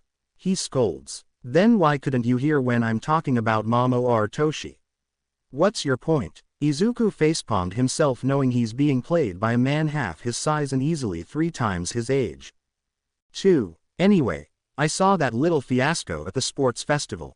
Mind showing me your version of OFA? Finally, we get to the reason I'm here. You can change in the other room. Izuku went back to change into his costume while preparing himself mentally. When he returned, Gran Torino surprised him with a hit to the torso similar to if he was hit by a jet-propelled pistol. You're not that quick off the prowl, are you, kid? Izuku regained his composure to send a punch towards the elderly man. This ended with the jet-propelled man pulling back to show a stopwatch. 3 minutes. If you can land a hit on me in that time, you win. If not, you pay for dinner. The electric user smirked while activating OFA in his body. Oh, you are an old-timer. Izuku came directly at Gran Torino for him to jump up and avoid the punch. He jumped from wall to wall before slamming Izuku in the back. Trying to counter, Izuku came at Gran Torino for him to dodge yet again. I'm not gonna get anywhere if he keeps dodging like that. I need to think of how he's doing that. Izuku paid close attention to the elderly man's movements to notice that they seem to be limited for some reason. He waits a few moments. So there has to be some form of limitation. Right before Gran Torino struck him again, Izuku gave a 5% off a smash to him with the geezer pulling himself back. This was when Izuku felt wind blow almost as if someone blew in his face. Now I get it. Sorry kid, but you're not gonna win this trial that easily. Gran Torino came at Izuku's back for him to dodge and send a roundhouse to his head. Gran Torino dodged this, falling into a trap Izuku placed. Now's my chance. Izuku charged at Gran Torino, giving a OFA to the gut and knocking the elderly pro into a wall. The stopwatch began buzzing for Izuku to stop it. Guess I win. Cough cough, not bad kid. You remind me of your mother when she just got OFA. Wait, if you knew my mom, why were you playing the senile ACT before? Question mark quote. Quote dot dot dot dot. 'Cause it's kinda funny. Izuku was going to say something, but stopped midway knowing if this happened to anyone else that he'd be laughing his ass off. Anyway, you seem to have decent control over OFA to some degree. Guess this week will be used to increase your natural skill with it. Yes sir, I look forward to working under you. Gran Torino pulled his cane from the side of him before walking towards Izuku. Starting today, I'll make it so you're like a born natural with the quirk. But be prepared, 'cause you're going to work like you've never worked before. 1. With Ochako and Momo, the two girls found themselves walking out on patrol with the pro-hero Gunhead as he explained how pro-heroes do their work and other things. Basically, pro-heroes get their pay by the government. They take into consideration the case we did, the length it was to be taken care of, the difficulty, and several other factors such as property damage or injury. It's a bit to take in, but I'm sure that you two will get the gist of it. From what both Ochako and Momo learned of the pro-hero, they never expected him to be relatively nice for the most part. He's strangely nice. I honestly thought he was going to be more rowdy like Bakugo from what I've heard. Guess you can't judge a book by its cover. On the patrol, the three found a robber in the midst of holding up a convenience store. Hands in the air, immediately, Gunhead went into action to subdue the man and save the people. Hey scumbag, the robber turned to get a punch to the face. Here's a tip for the future girls. When you're facing someone with a knife, keep a very close eye on them. The robber began slashing at Gunhead with him dodging every attack. When you find an opening, exploit it.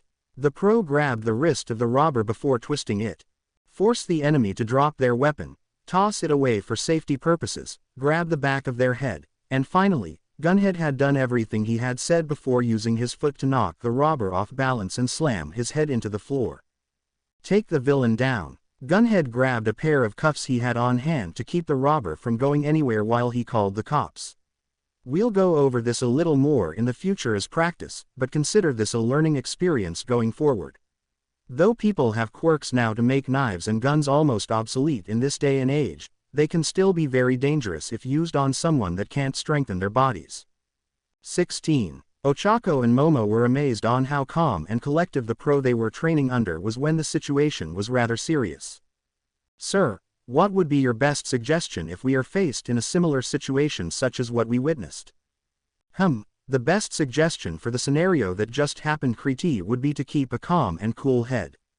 The person who loses their cool in a fight first tends to be the one that loses. Just remain calm and focus on what's happening around you. The worst thing you could do is panic, since this is where mistakes are made and people could get seriously hurt from it. The same thing happened regardless, you dick. The robber shouted this for Gunhead to look at the villain on the ground. Says the man who was swinging a knife around like a madman. The police soon arrived to apprehend the robber for Gunhead, Ochako, and Momo to continue their patrol. So out of curiosity, why do you both share the same last name? You both don't look like each other, though being step-sisters or one of you being adopted isn't out of the question. Actually, we're both married to Izuku Shimura, sir. Momo's reply surprised the pro since they were still rather young.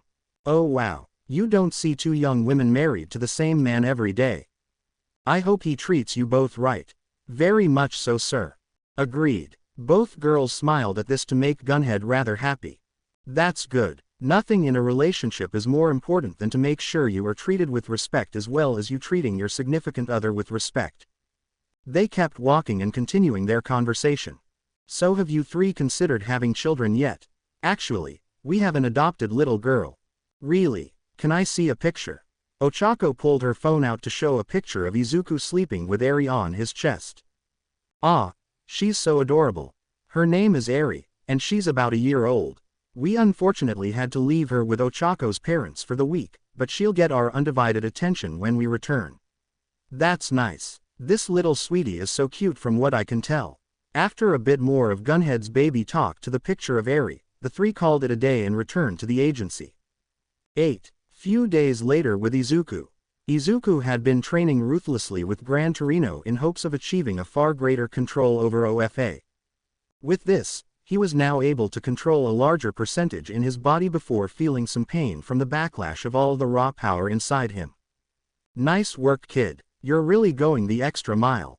The two were outside between the buildings in an alley with hope to see just how far Izuku had come.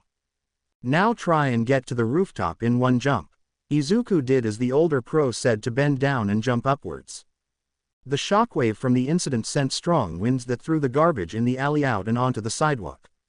In the air, Izuku had misjudged and found himself quite a few feet over the buildings. Whoa, that was a higher jump than I planned. Gravity found him again to have him fall atop the roof of Gran Torino's building. Sadly, the structure wasn't so sound for him to fall through the roof and down the floors below until reaching the ground floor. 3. Hey kid, you okay? Izuku sat up with a groggy look on his face. Define okay. He was jabbed with a cane to the cheek to have his attention to the elderly pro. Get up, we're gonna go on a trip, kid. Where? Shibuya.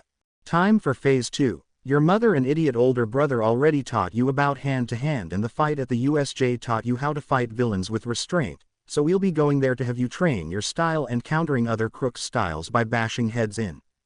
The goal of this is for you to not be accustomed to a single style like that of Toshinori. He's got him there. Tashi's lack of adjustment does seem to put him in some predicaments he could have avoided. Anyway, we'll be taking a bullet train to Shibuya and crossing a couple of cities along the way. At that moment, Izuku remembered that Iida's internship was in Hosu and that the straightaway to Shibuya would pass through the city. He pulled his phone out to text the engine quirk user hoping to find out how he's doing. I'm not sure if Iida's on patrol or doing his work study right now, but I hope it's going well for him. In a random location, 3 figures were seen in a rundown bar. 2 of which were the villains that attacked the USJ, while the other was the infamous hero killer Stain. The villains seemed to have a dispute with the villain Shigaraki being under Stain with a knife dangerously close to his neck. Kurogiri, warp this fool away now. NNGH, I cannot. This must be the hero killer's quirk. Kurogiri was struggling to remain standing as a cut on his arm is shown. You all are no different than the fake heroes. In this society, those without drive or conviction to do what is needed are the weak. The heroes who only do what they do for self-gain and the villains that shove their weight around are one in the same. They all must be purged. Shigaraki grabbed the knife near his neck with all 5 of his fingers for it to crumble into nothing. Conviction. I've got nothing like that. What drives me though, I'd have to say is All Might. I want to destroy this society and everything that it stands for. Stain pulled back seeing the wickedness of the decaying villain's smile. Upon standing back up, Stain had come to a conclusion. I guess I'll help you out. Though our goals are completely different, we both can only achieve it by destroying the current status quo of this society. Stain pointed his blade to Kurogiri who was regaining his ability to move again. Send me back to Hosu. There are fakes there that must still be handled. A portal opened up for Stain to walk through. Such an egotistical man. Believe what you may Tamura, but that man has shown that there is merit to what he does. A man speaking from a monitor points this out to indicate he understood the after effects of Stain's presence. Upon remembering the villain's words, Shigaraki glanced at the TV. Master, how many Nomu are ready? 3 are prepared to fight, but they are nowhere near as strong as the one from the USJ. Use them as you see fit. Shigaraki smiled while being given the privilege to use 3 monstrosities that resembled the one from their former attack. Let's see what's better, hero killer. Your conviction, or my drive. A portal had opened for Shigaraki, Kurogiri, and the 3 Nomu to enter in and find themselves in Hosu City. Stain had gone ahead of them into the streets finding the false heroes, as he called them so they would be purged. What are your plans, Shigaraki? Status quo does have to go down, but that doesn't mean my way and his way of doing it has to be the same. He looked at the Nomu before giving his orders. Go wild and destroy everyone and anything in your path. Make this night be one that Hosu City and this society never forgets. Izuku didn't know what his mother saw in the old man who was apparently close friends with her. He had never even known of the man his entire life, so he wondered how close of friends they actually were to never have even heard of the geezer. Despite this, if his mother is friends with this geezer, so he couldn't be that bad, can he? Well, the fact that he snores at an inhuman volume, His dentures seem to levitate over his mouth when he does so. He has a tendency to smack people with his cane and won't let Izuku text his wives without making some offhand comment about Deku's generation overusing cell phones. Izuku was starting to get annoyed. As the bullet train speeds through the countryside, Izuku sneaks off and away from Gran Torino to finally get some alone time to text Ochako and Momo. He scrambles to slide the bathroom door shut on the train, then slides the latch to say occupied before breathing a sigh of relief, having been able to escape the old coot for the time being. 5. Gran Torino is so gross. He spits when he talks due to his dentures, only eats soft food and tapioca, smacks people with his cane and won't let me be on my phone to text you too. Izuku. Thikako. That sounds horrible, our poor Izuku missing the two of us. How about, when we get home from the work studies we spend lots of time together to make up for the days we lost here. 3. Princess Opie. I was beginning to think your internship was actually helpful for you, but instead it seems that you're just hanging out with one of your mom's friends and putting up with the old fart. 3. I miss you two so much. It's been hard to sleep at night without you two in my arms. Izuku. Thikako. Don't worry Izuku, we'll see you again soon. We have to go though. Gunhead is bringing us to Hosu for a patrol later today and we have to leave now or else we will miss the train. Princess Opie. We'll say hi to Iida for you while we're there as well. How did you know I was gonna say hi to Iida for me, Izuku? Princess Opie. For me to know and you not to find out. Love you Izuku. Have fun you too. Izuku. Izuku had gotten out of the bathroom to walk back towards Gran Torino. While sitting down, he gains a smack to the head by the pro hero. What was that for? For using your phone in the bathroom, ya brat. Is it wrong that I just want to talk to my wives for 5 minutes without having to hear a lecture about my generation being glued to my phone? Izuku obtained another smack to the head for this question. You've got 130 years before you should even think you get the right to talk back to me, you little brat. In my day, the younger respected their elderly and listened to them without restraint. Izuku sat there to listen to the elderly hero rant while looking back at his text history. He began to notice that he hasn't yet obtained a reply from Iida. Weird, he normally texts back within minutes of reading it. Izuku thinks this while seeing the red caption near his message. Before he could think more about the situation, the train immediately came to a stop to send some passengers out of their seats. Izuku would have gone right into the seat in front of him if he didn't use his quirk to act as a repelling magnet. We apologize for the sudden halt. We will continue again shortly after obtaining authorization to proceed. We thank you for your patience and cooperation. That would have hurt. I'll say. Gran Torino says this calmly in his seat without even moving an inch. How are you still in your seat when everyone else went a mile? Before everyone could fully recover, a giant hole came through the section of the train the electric quirk user and the elderly pro was in for everyone to look towards the impact. At the other side of the hole laid a pro hero in pain. He must have been why we stopped. Izuku was going to walk over to make sure the pro was alright before a green monstrosity that had its brain open for everyone to see came into the train. What is that thing? A passenger shouted for a bad memory to come back to Izuku. Nomu. Izuku was going to attack before Gran Torino jumped into action to take the beast on. Fry them like fish sticks. Use your quirk. I'm giving you authorization now. Make sure the people are okay. The elderly pro knocked the Nomu out of the train to keep the people safe. Wait, why was that thing here? Izuku glanced at everyone who was still standing around. Please move to the next 2 carts immediately and follow your conductor's orders from there. This is a hero-related matter that requires you all to follow instructions to avoid injuries. We appreciate your cooperation in this. Everyone started to walk towards the other carts for this to be relatively easy on Izuku's end. Trying to help pick up time that was used to do this, the lighting user activated OFA and his electricity to move at unimaginable speeds into the city. Once inside, Izuku realized they were in Hosu with all hell breaking loose. Just what is this? Izuku was pulled out by one of the Nomu creatures, narrowly missing him. Guess we're playing this game, huh? Izuku activated his lighting to show his hands teeming with several bolts. He punched the Nomu for it to stop where it was with several million volts of electricity running through its veins. The monster dropped to the floor with steam coming off of it. These things aren't harmless, but they're entirely different than the one at the USJ. Izuku held some confidence before seeing the pro hero manual. Iida, where are you? Hearing his classmate's name be called out made Izuku stop his own patting on the back to realize just how bad the situation was. Acting on instinct, Izuku ran through the city in hopes to find Iida before he'd do something he would regret in the long or near future. Getting out of the chaos, Izuku ran into Gunhead, Ochako, and Momo, who were running into the madness to help anyone that needed it. Being aware of his lighting, the girls stopped Izuku, who was about to bolt past them. Izuku, he stopped to see the three and reveal the terror in his eyes. What's happening, kid? Pant League of Villains. Hero killer. Iida, find. This was the best Izuku could say before trying to bolt past them. Gunhead looked down at the girls before saying anything. Whatever this is, he'll need authorization. The two of you go with him, and if things go south, both you two and him have authorization from me to use your quirks.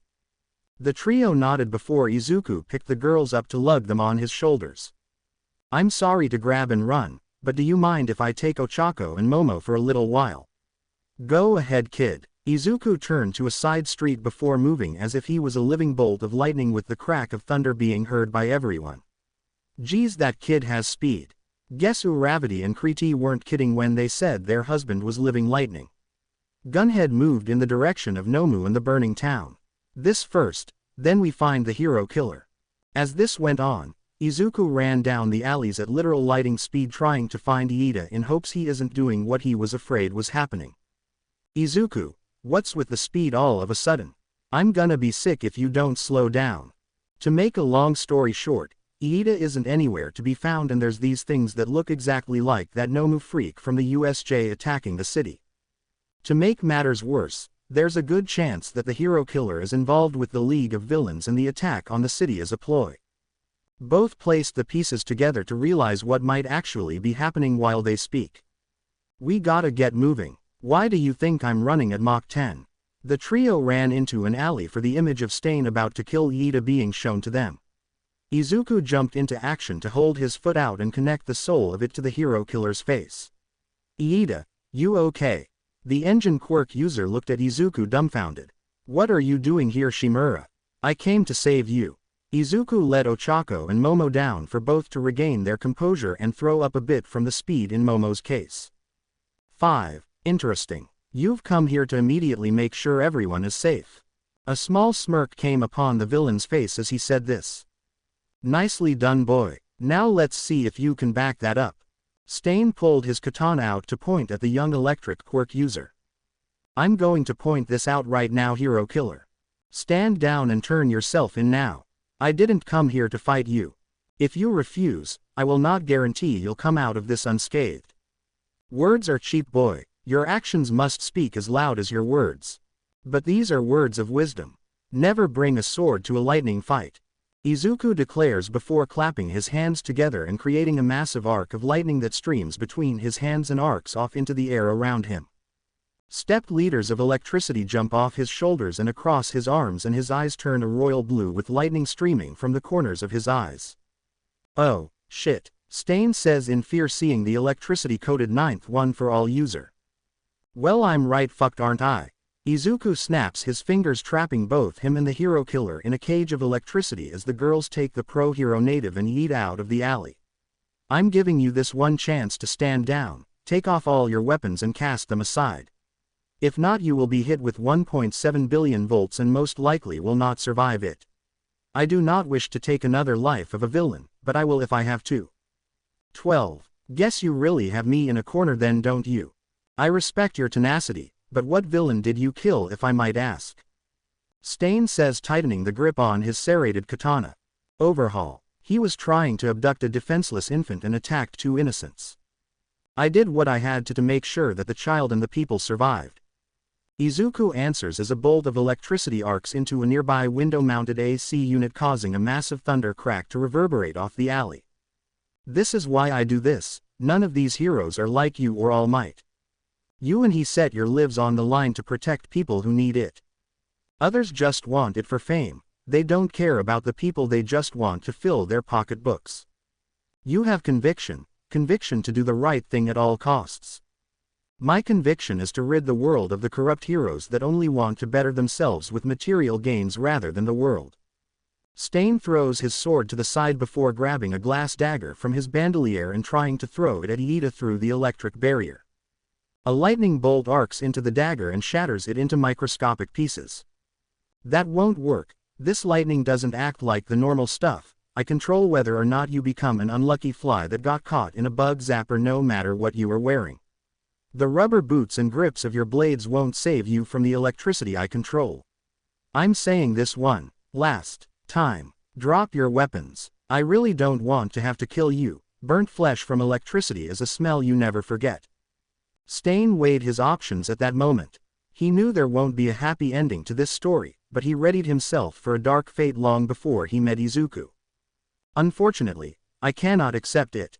For the sake of a world that clears the filth of this current society, I must purge those who are unworthy. Stain pulled a few knives out of his holsters to charge at Izuku. The OFA user held his hand out to send a massive blast of electricity at the villain. The light from it blinded everyone in the area before it died down. When the cage keeping the two inside fell, all that was left was Izuku standing with a severely burned man on the ground. Even though he had enough electricity to kill 100 men coursing through his body, the hero killer was still alive. Gasp, I can't die, gasp. Not yet. Izuku walked over to the villain and knelt down near his head.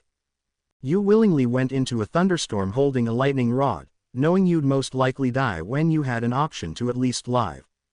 Though your methods were wrong, that conviction is what truly scares me. You have my respect, hero killer Stain. But why waste your time killing heroes when you could be doing it to villains? Izuku asks. Stain's eyes widen when he hears him say this. Though I don't like the heroes who are only in it for the fame, a thought of Mount Lady passes through their minds. Or for the fans, midnight is now thought of by the two of them. Or riches for their own greed and not to support family, they're still heroes. Risking their lives for others, despite their motives being selfish, at least they're doing the right thing. By killing them just for their desires makes you no better than the corruption that plagues our society. If you were to kill villains, though it would still be murder, it can be justified as a means to peace. Izuku explains before taking a long deep breath. The road to peace and change is a long one, stained with blood, with tears and with sorrows. You take a life because you want to send a message that we need to change, you want to force us to change our ways. You should never take a life based on a want, but a need. I needed to protect a near newborn from a villain who would have done unspeakable things to her. I needed to protect the two women with me, and I needed to protect myself. But I didn't need to kill you, which is why I didn't. Sure, it hurt like hell, but there were no amps in the electricity I was creating. It only takes 0.7 to kill a man, and for you, there was 0. Hopefully, you can redeem yourself for your crimes, change your ways and fight on the side of the heroes against the villains, but until then, you're still a murderer. Izuku says before placing the tip of his index finger between his eyes. A small discharge of electricity short-circuits Stain's brain and knocks him unconscious. Leaving the alley, Izuku had thought of Stain's convictions and how far he was willing to go. In his life, the young man had seen several heroes the world could do without, and perhaps to a point thought these types of heroes only sullied the name they're given by calling them this. Stain might have been wrong in how to go about it, but where he had definitely changed for the better. Izuku came to the exit to see the girls patching up Iida and Native. Where's the hero killer? Unconscious in the alley. He's not getting up anytime soon. That shock should keep him unconscious for a week at least. Izuku sat down, letting a deep sigh out. Shimura. Thank you. We're friends, Iida. We help each other when we need it and don't try to take everything on ourselves. Friends have your back, and that's all this was today. The engine quirk user felt great guilt. He forced his friend to get involved with his problems. I know how much the fact of your brother being unable to walk again must have hurt you, but that doesn't make what you did right. How do you think he'd feel if you died because you wanted to take revenge out for what happened? That fire in your heart to take revenge will leave you cold in your grave. Never let your emotions cloud your judgment when it comes to doing what's right. Tears ran down Iida's face while nodding. Yes, I'm sorry that I troubled you all. It's fine, man. It's not your fault. In the end, we're all human. We have flaws and things we'd rather not do but do them because we deemed it right. Besides, the nurses might not be able to fix the nerves but I might be able to. Your body works on electricity and guess who just so happens to be a master of it? Kaminari. No, not Kaminari. He fries his own brain when he adds 2 plus 2. Me, I can control the electricity I put out to match the same as the nerves causing them to fire again. Though it will take some trial and error, I'm sure we can get your brother up and walking again. 2. A smile crept on Iida's face, realizing that his older brother may not have to live the rest of his life in a wheelchair. Thank you. You have no idea how much that means to me. It's fine. Just don't expect it to be immediate. I haven't had significant practice in that line of control.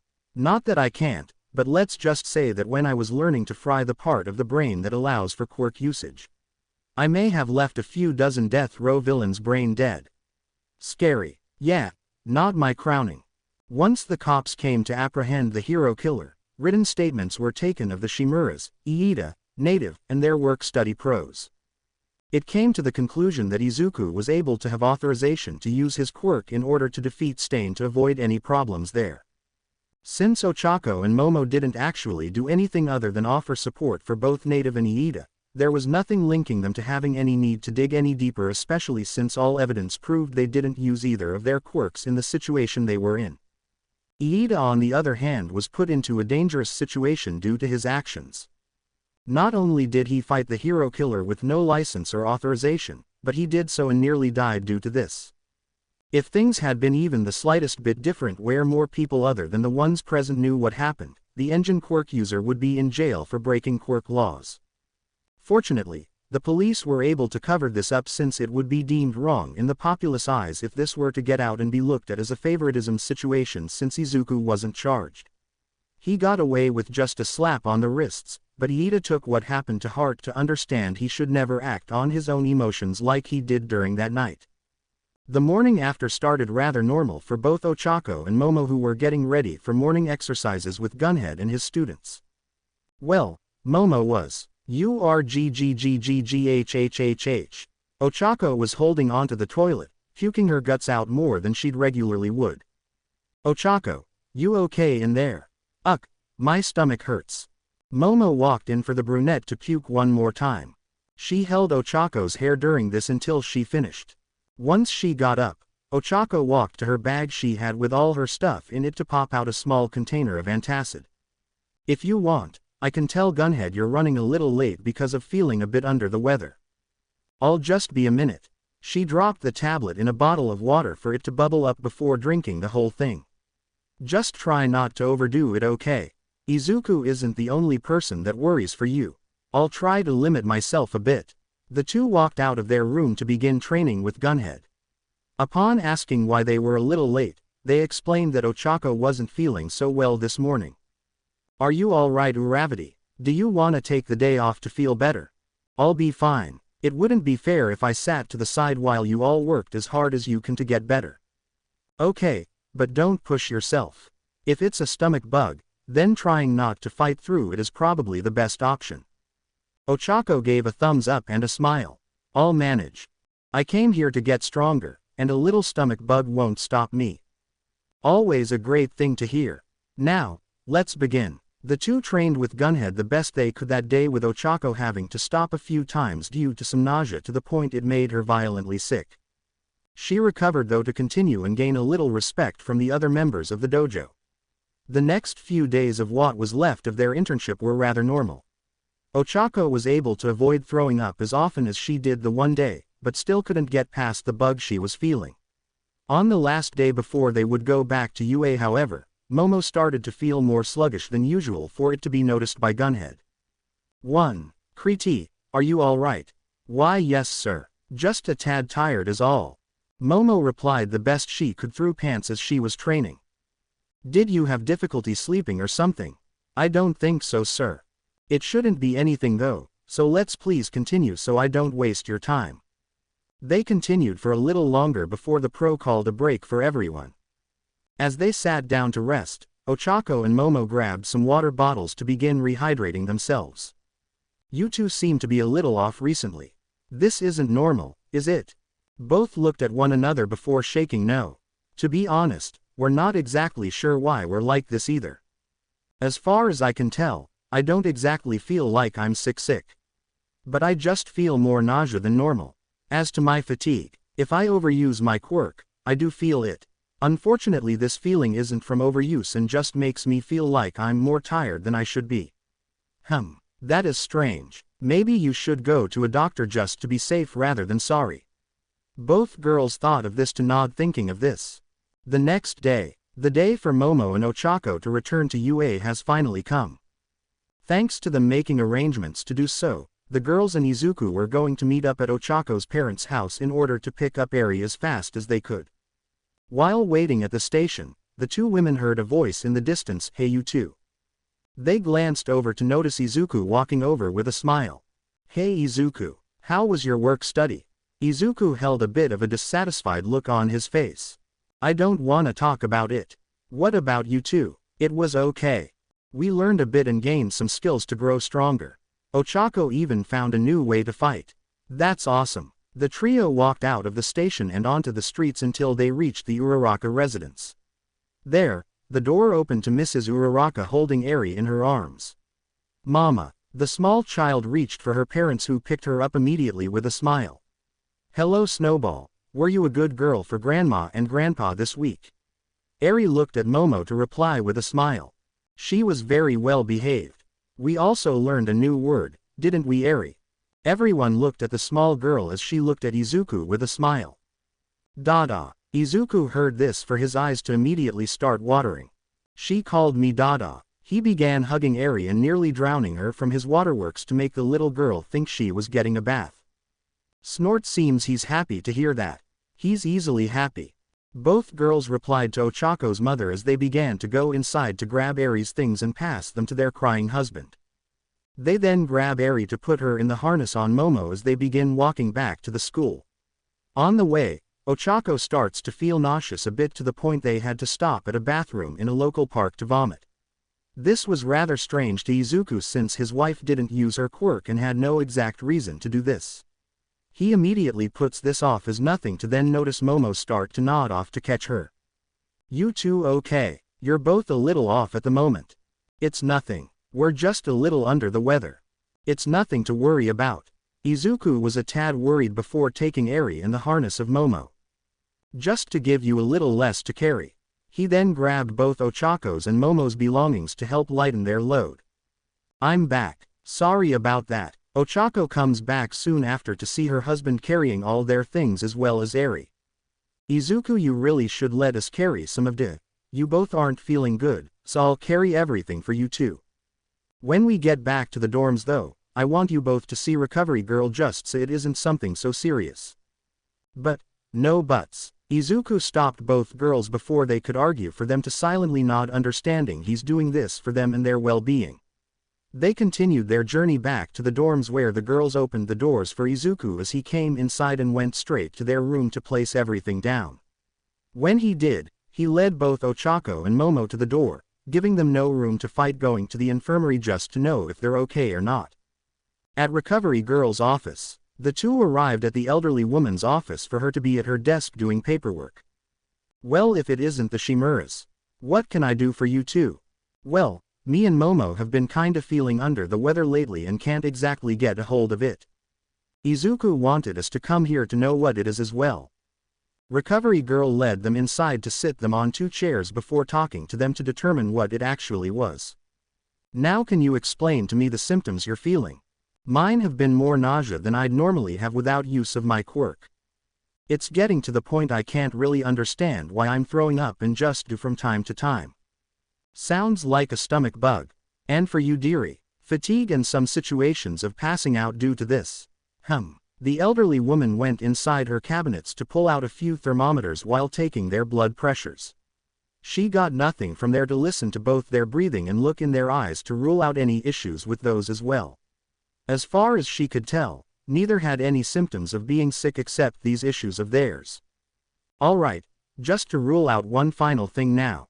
Since you both are married, have you both been sexually active as of recently? Both thought back to the last time they actually did do it with Izuku. Last time was about 2 weeks ago as we can tell. Ochako replied for Recovery Girl to put this down. Did you use protection at all? Both blushed as Momo explained.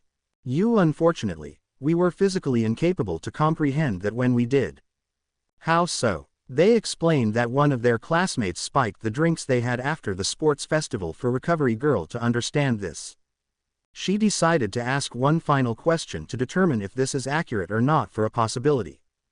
When was your last cycle, and if you're late, how late are you? Both thought about this and realized they were both over a week late on theirs. I've been late for about 10 days now. 8 for me. Recovery Girl got off her chair to walk over to a drawer of hers to open. Inside, she pulled 2 packages out and gave them to the girls. There is a restroom across the hall. I'd like to be certain of this before going any farther. Ochako and Momo glanced down at the packages to realize they were pregnancy tests. The thought never crossed their minds, due to how much was going on around them, but realized that they never got an answer to either them being or not being pregnant after the night they were drunk and did it. They both got up to enter into the bathroom to determine the truth. Once back, they waited for what seemed like an eternity in minutes as the 2 tests showed a positive on them. I believe that is the answer to why you two are feeling this way. Both froze, realizing this to have a smile creep on their faces. They were going to be parents to their own biological children. Now before we go any farther, I must ask you both to tell your husband this, since this is something that does involve him. Once you do that, you 3 can talk amongst yourselves on how to tell your parents. Both smiled before nodding and thanking Recovery Girl for her time. She accepted this and continued with her work for the 2 newly confirmed mothers-to-be to walk out. As they did, a blonde man came out of the other room holding a shocked face at what he had just overheard. You know it's rude to eavesdrop. Sorry, just happened to hear that. Toshinori was beyond amazed that Izuku was now going to be a father of not 1, not 2, but 3 kids. You should probably keep this from your mother. It's better the girls and your brother tells them. If you do, you could cause some issues that the family was told as opposed to the actual father first. Fair enough. The blonde pro sat down for his usual checkup since his injury, with a smile being on his face. I wish you the best of luck in fatherhood going forward, Izuku. I know you'll become as good of a father to your children that are coming as you were to little Eri. As this happened, Ochako and Momo began walking back to the dorms, thinking of possible names while holding back most of their excitement to only be brimming with joy to onlookers who were unaware of the news they were given. Chako and Momo were walking back with a little more pep in their step before bumping into Jiro and Sue from their class. They noticed their happy demeanor to stop the duo to question. Yo, Shimomo, what's got you so happy? Jiro spoke up while Sue looked at them to ask as well. Ochako, you seem to be happier than you looked coming back to the dorms. What happened? Ochako looked at Momo, who was wondering if they should say or not. They both shrugged before agreeing. We'll tell you, but you have to keep this a secret from Izuku. Yes, we'd like to tell him this ourselves. What, are you both pregnant or something? Jiro started to laugh at her comment a bit, with both girls being completely silent, with the Oxcord quirk user getting quieter and quieter until there was nothing but a dead silence between all 4 of them. 2. So, is it something about pregnancy or something? Both remained silent, with Sue's eyes going blank as if she knew exactly what was happening. Ribbit, can we just say what it is, please? Question mark. This silence is terrifying me. Momo and I went to Recovery Girl when we came back and told her about our symptoms of being really tired and being nauseous to the point we were throwing up. She asked us to take a pregnancy test. Few minutes later, they registered positive. Both pregnant women smiled as Jiro and Sue couldn't believe what they were hearing. Oh crap, I hit the nail on the head. Sue smiled at them before congratulating the 2. I hope you 2 have healthy kids. I know you'll do a great job with how Eri's happy already. Ribbit. Thanks, Sue. That means a lot. The 4 started to walk back to the dormitory. Upon walking inside, they noticed both Izuku and Inko on the sofa watching Eri and Toseki play on a mat in front of them while enjoying some time. Hey Inko, what are you doing here? The green-haired mother looked over to smile. Momo, Ochako, nice to see you two again. I came over to give Toseki some time with Eri since for the past week her father and I have been a little busy and couldn't see her. Apparently she went every day going, Mama, Iwi, Dada, Iwi, for them to finally get the chance today. Both girls smiled at watching the two children play on the floor with building blocks before knocking them down like it was a game. They couldn't help but laugh with Sue and Jiro heading upstairs to relax. Meanwhile, Inko began to notice something about both Ochako and Momo that she was rather interested in. Izuku, do you mind going up to find Korin and Mushu? I heard something fall and think they might be into something. Gotcha. Izuku got up before kissing his wives and heading upstairs to see what their little troublemakers were into. Once alone, Inko looked at the two intrigued about something before speaking up. So how far along? Excuse me, Momo questioned as Inko specified. How far along are both your pregnancies? Both girls looked amazed and about to ask how. Before they could though, Inko beat them to the punch with an answer. I work in a hospital. I've seen a lot of women come pregnant to know what a woman expecting looks like by just their facial features. Both began to smile a bit before answering. Over half a month if we're doing the math right. So around the time of the sports festival. Both nodded for Inko to have a bit of satisfaction finding this out. So how are you going to tell Izuku? We honestly do not know yet. We just figured this out at most an hour ago and aren't quite sure where to go with this just yet. Momo stated this as her and Ochako started going over how they could say this. Knowing their husband, they feared that this could put a shock in him that is almost as bad as the ones he puts out and force him to pass out on them. Granted, he'd probably pass out to begin with, but they didn't want to be so upfront in that aspect to maybe keep him from getting hurt from it. While thinking about this, Inko's phone rang for her to pick it up.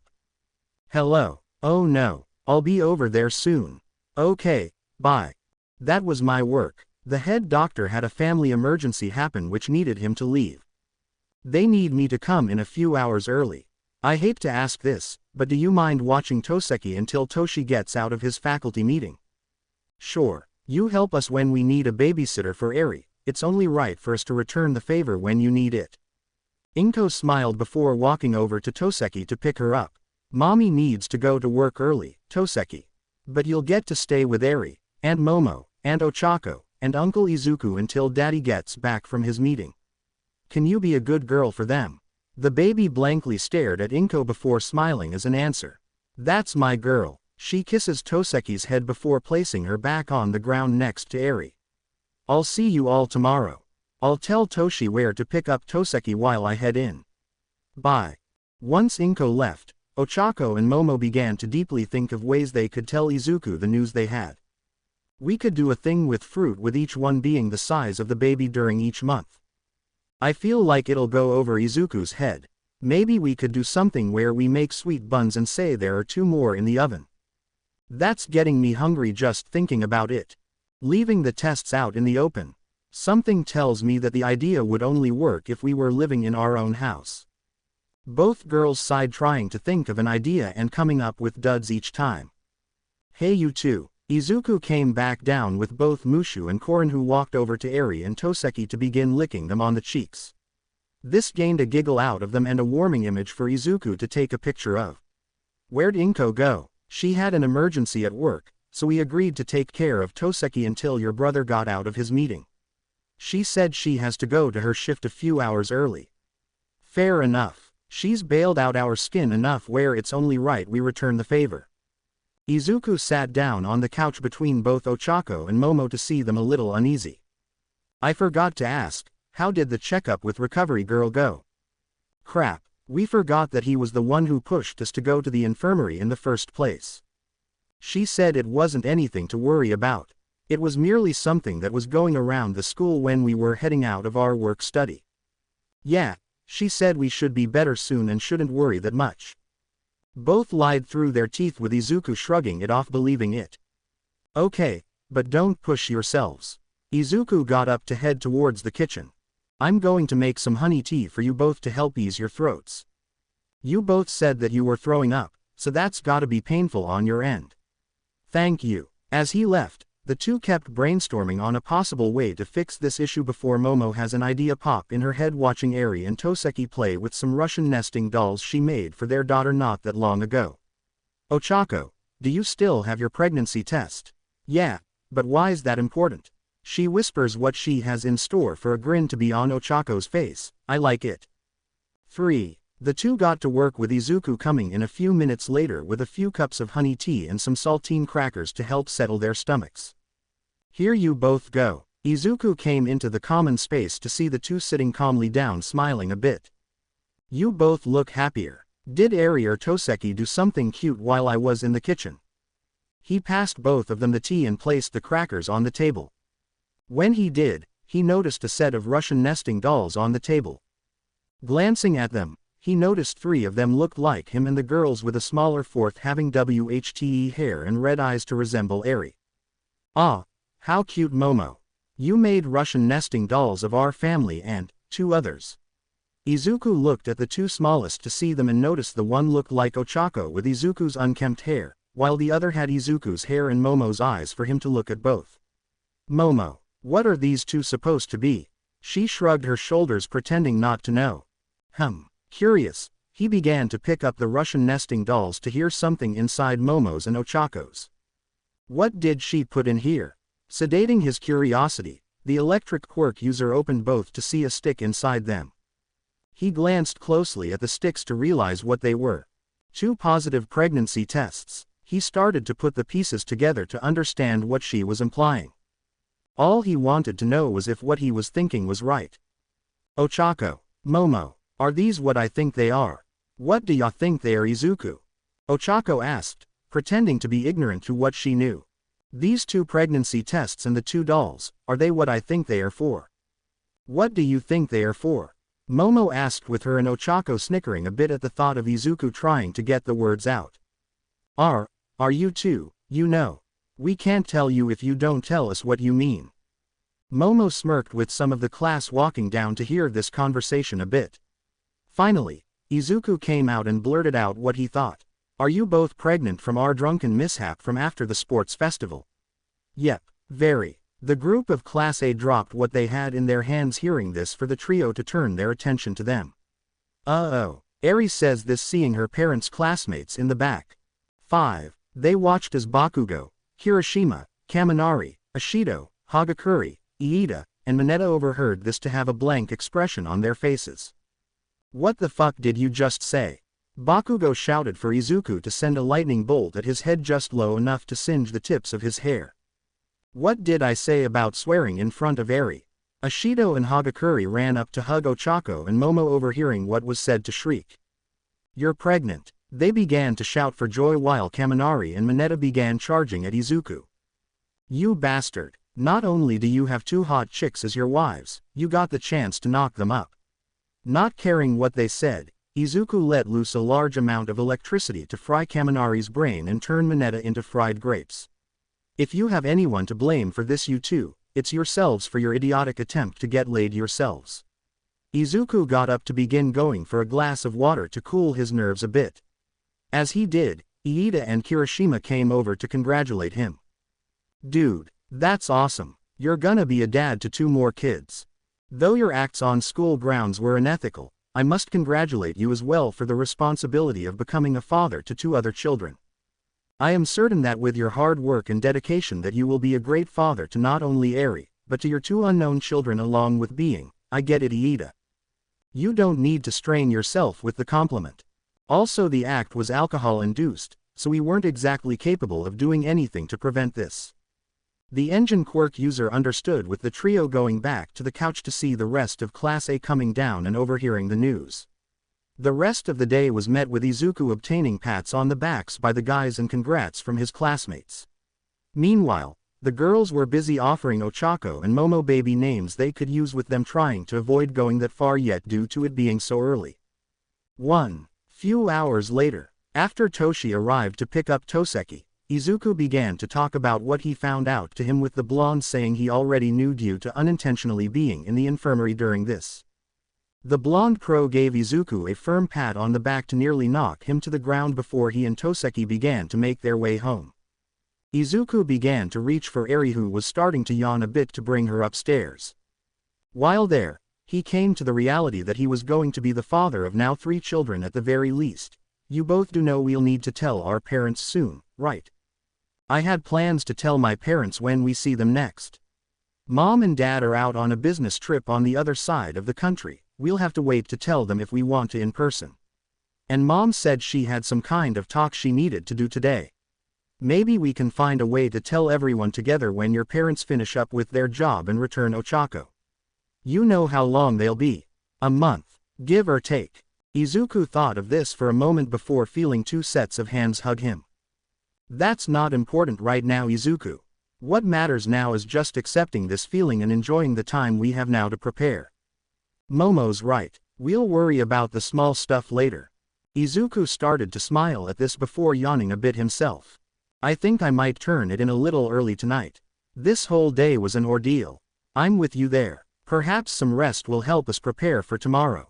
The 3 began to lay down in their bed with a talk they had with Nana coming to their heads. Should we worry about whether they're stronger than me, Izuku? Questions for later. They started to fall into a deep sleep before smiling, holding one another, happy about the news they got today. The day after everyone returned to the school began with the family of 4 and soon to be 6 walking to class happily. Eri decided to cling towards Ochako for the day, with the brunette adhering to the baby's request. While walking down the halls, however, news of their pregnancy spread like a wildfire. This wasn't actually frowned upon by the teachers, predominantly due to them already being married, however it did cause them some issues as a whole. In the case of teachers like Ectoplasm, Hound Dog, and Cementos, they weren't exactly fond of teaching expecting parents due to feeling they weren't old enough to be parents through personal thoughts. However, teachers like Midnight and Mike were kinda into the idea and happy to see a happy family even happier. Izuku also could have sworn he saw Aizawa smirk at discovering the Shimura family was going to have 2 more members. But just as the news spread to the teachers, the students had also learned. As the small family reached the entrance to the heroes department, the ever-so-arrogant Monoma made his appearance in front of them. Well, I guess it isn't much of a surprise inferior pests like you 3 would knock each other up. This must be so embarrassing to the members of Class A. He started to laugh uncontrollably before spouting more nonsense. Oh, the shame you must feel. Not only is your class the only one that has to suffer this, but you now have to worry about disgusting your family's reputation. Such a shame for the family of several number 1 hero ga. Monoma was cut short by Kendo karate chopping his neck to knock the foolish blonde out. Sorry about that, he doesn't know when to shut his mouth. If you wouldn't have, I would've. Izuku says this rather irritated as the fact he not only insulted his wives, but now his family struck a sour nerve. You good man. Hitoshi walked over with a girl that had silver hair that covered one of her eyes beside him. Yeah, just someone trying to pick a fight. Simple enough. He got it with the wrong person. The group snickered a tad bit before Hitoshi asked the elephant in the room. So you 2 are really pregnant? Yup, indeed. A smile grew on the purple-haired boy's face before walking over to Eri. Guess you're getting a few new siblings. You happy? Eri didn't understand it enough, but smiled at Hitoshi reaching for his hair to give it a tug. Ow. He unlatched the baby's rather insane grip before standing up. Well, I gotta get going. Later, Izuku. The purple-haired boy then turned to the silver-haired girl. I'll talk to you at lunch, Reiko. They kissed before Hitoshi walked away with the girl now known as Reiko smiling. Ahem. She was pulled from her days when Kendo cleared her throat. So I didn't know that guy was your type. Me and Hitoshi talked during the sports festival. We hit it off kinda well and decided to go on a few dates. The other day when we came back from the work study, we sorta made us a thing. You know what? That's really nice. Good for the both of you. Izuku smiled knowing his cousin who felt like a second brother to him had someone in his life. The 2 eventually left for their class with the unconscious blonde before the 4 went to Class A. 2. As they walked in, Izuku, Ochako, and Momo were looked at by everyone, with the ones that weren't around during the incident, with Izuku learning about the group's news now aware of it. The guys began to congratulate Izuku, with the girls as a whole asking the 2 about how they feel and what ideas for names they may have. This stopped however when their teacher walked in. Okay, so it's come to our attention that the problem family now has a more unique problem of their own. The three somewhat laughed at this while Aizawa remained rather neutral in the matter. Anyway, this needs to be discussed first. Though you are adults and are married, with us not being in our rights to discuss or criticize you on the fact you could or couldn't have a family, that doesn't mean you should in particular. We have however understood that this was an accident, with the final result being that we won't take action against you. We will however limit Shimura wives 1 and 2 of their physical activities when the first trimester ends and they start showing. At this point, it would be dangerous for them to commit to any forms of serious activity due to it being unhealthy for them and the kids they are carrying at the moment. This comment somewhat relieved the three, knowing there was no issue in this. Now let's return to the task at hand. Time skipped to the end of the school day. As school let out for everyone, the Shimura family went right to the dorms to change into casual clothes and get ready to go tell their families in person of their news. On the way, the three began calling their families to tell them that they had something they needed to talk about with them. They decided to go to the Yaoyorozu's estate first on their news parade. As they traveled through, Momo and Ochako were extremely excited at the fact they were going to tell their parents they were going to have 2 more grandkids coming their way in a little while. Izuku noticed this to smile and wrap his arms around his wives to show his happiness.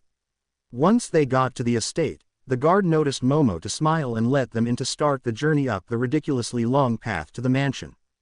Has your family ever considered making a taxi service on your property? Ochako asked this for the dark-haired woman to answer. We did have the plans for a tramcar, but that idea was taken down for safety reasons. Then I guess we'll be working cardio instead. The group laughed at Izuku's comment, with Eri nodding off in a harness on his chest.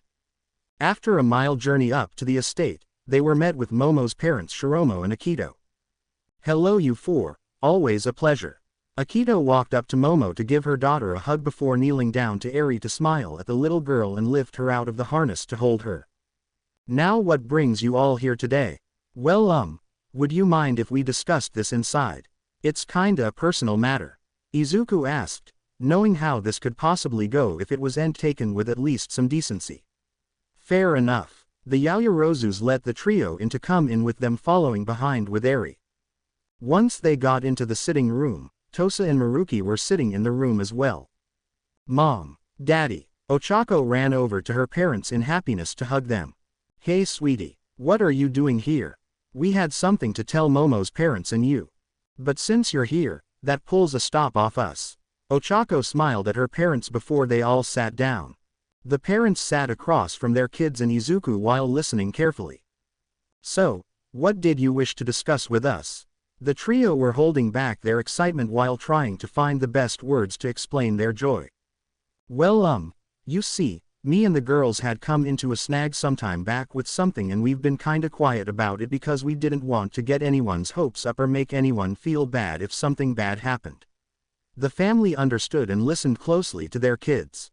So something happened. Izuku nodded at the buff brunette while trying to speak up.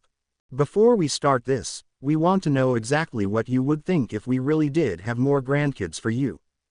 The adults went quiet when they heard this from Momo and Ochako to take the lead. Mom, Mother, Dad, Father, I'm pregnant. A deafening silence came into the room to scare the young parents. Can someone say something please? The electric quirk user thought this before Maruki fell over onto the floor. Is he okay? Izuku shouted for Tosa to check his pulse.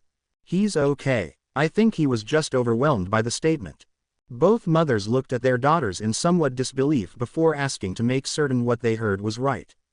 You both are expecting? Akito asks for Ochako and Momo to nod happily. Both women screamed for joy while going to hug their daughter in happiness.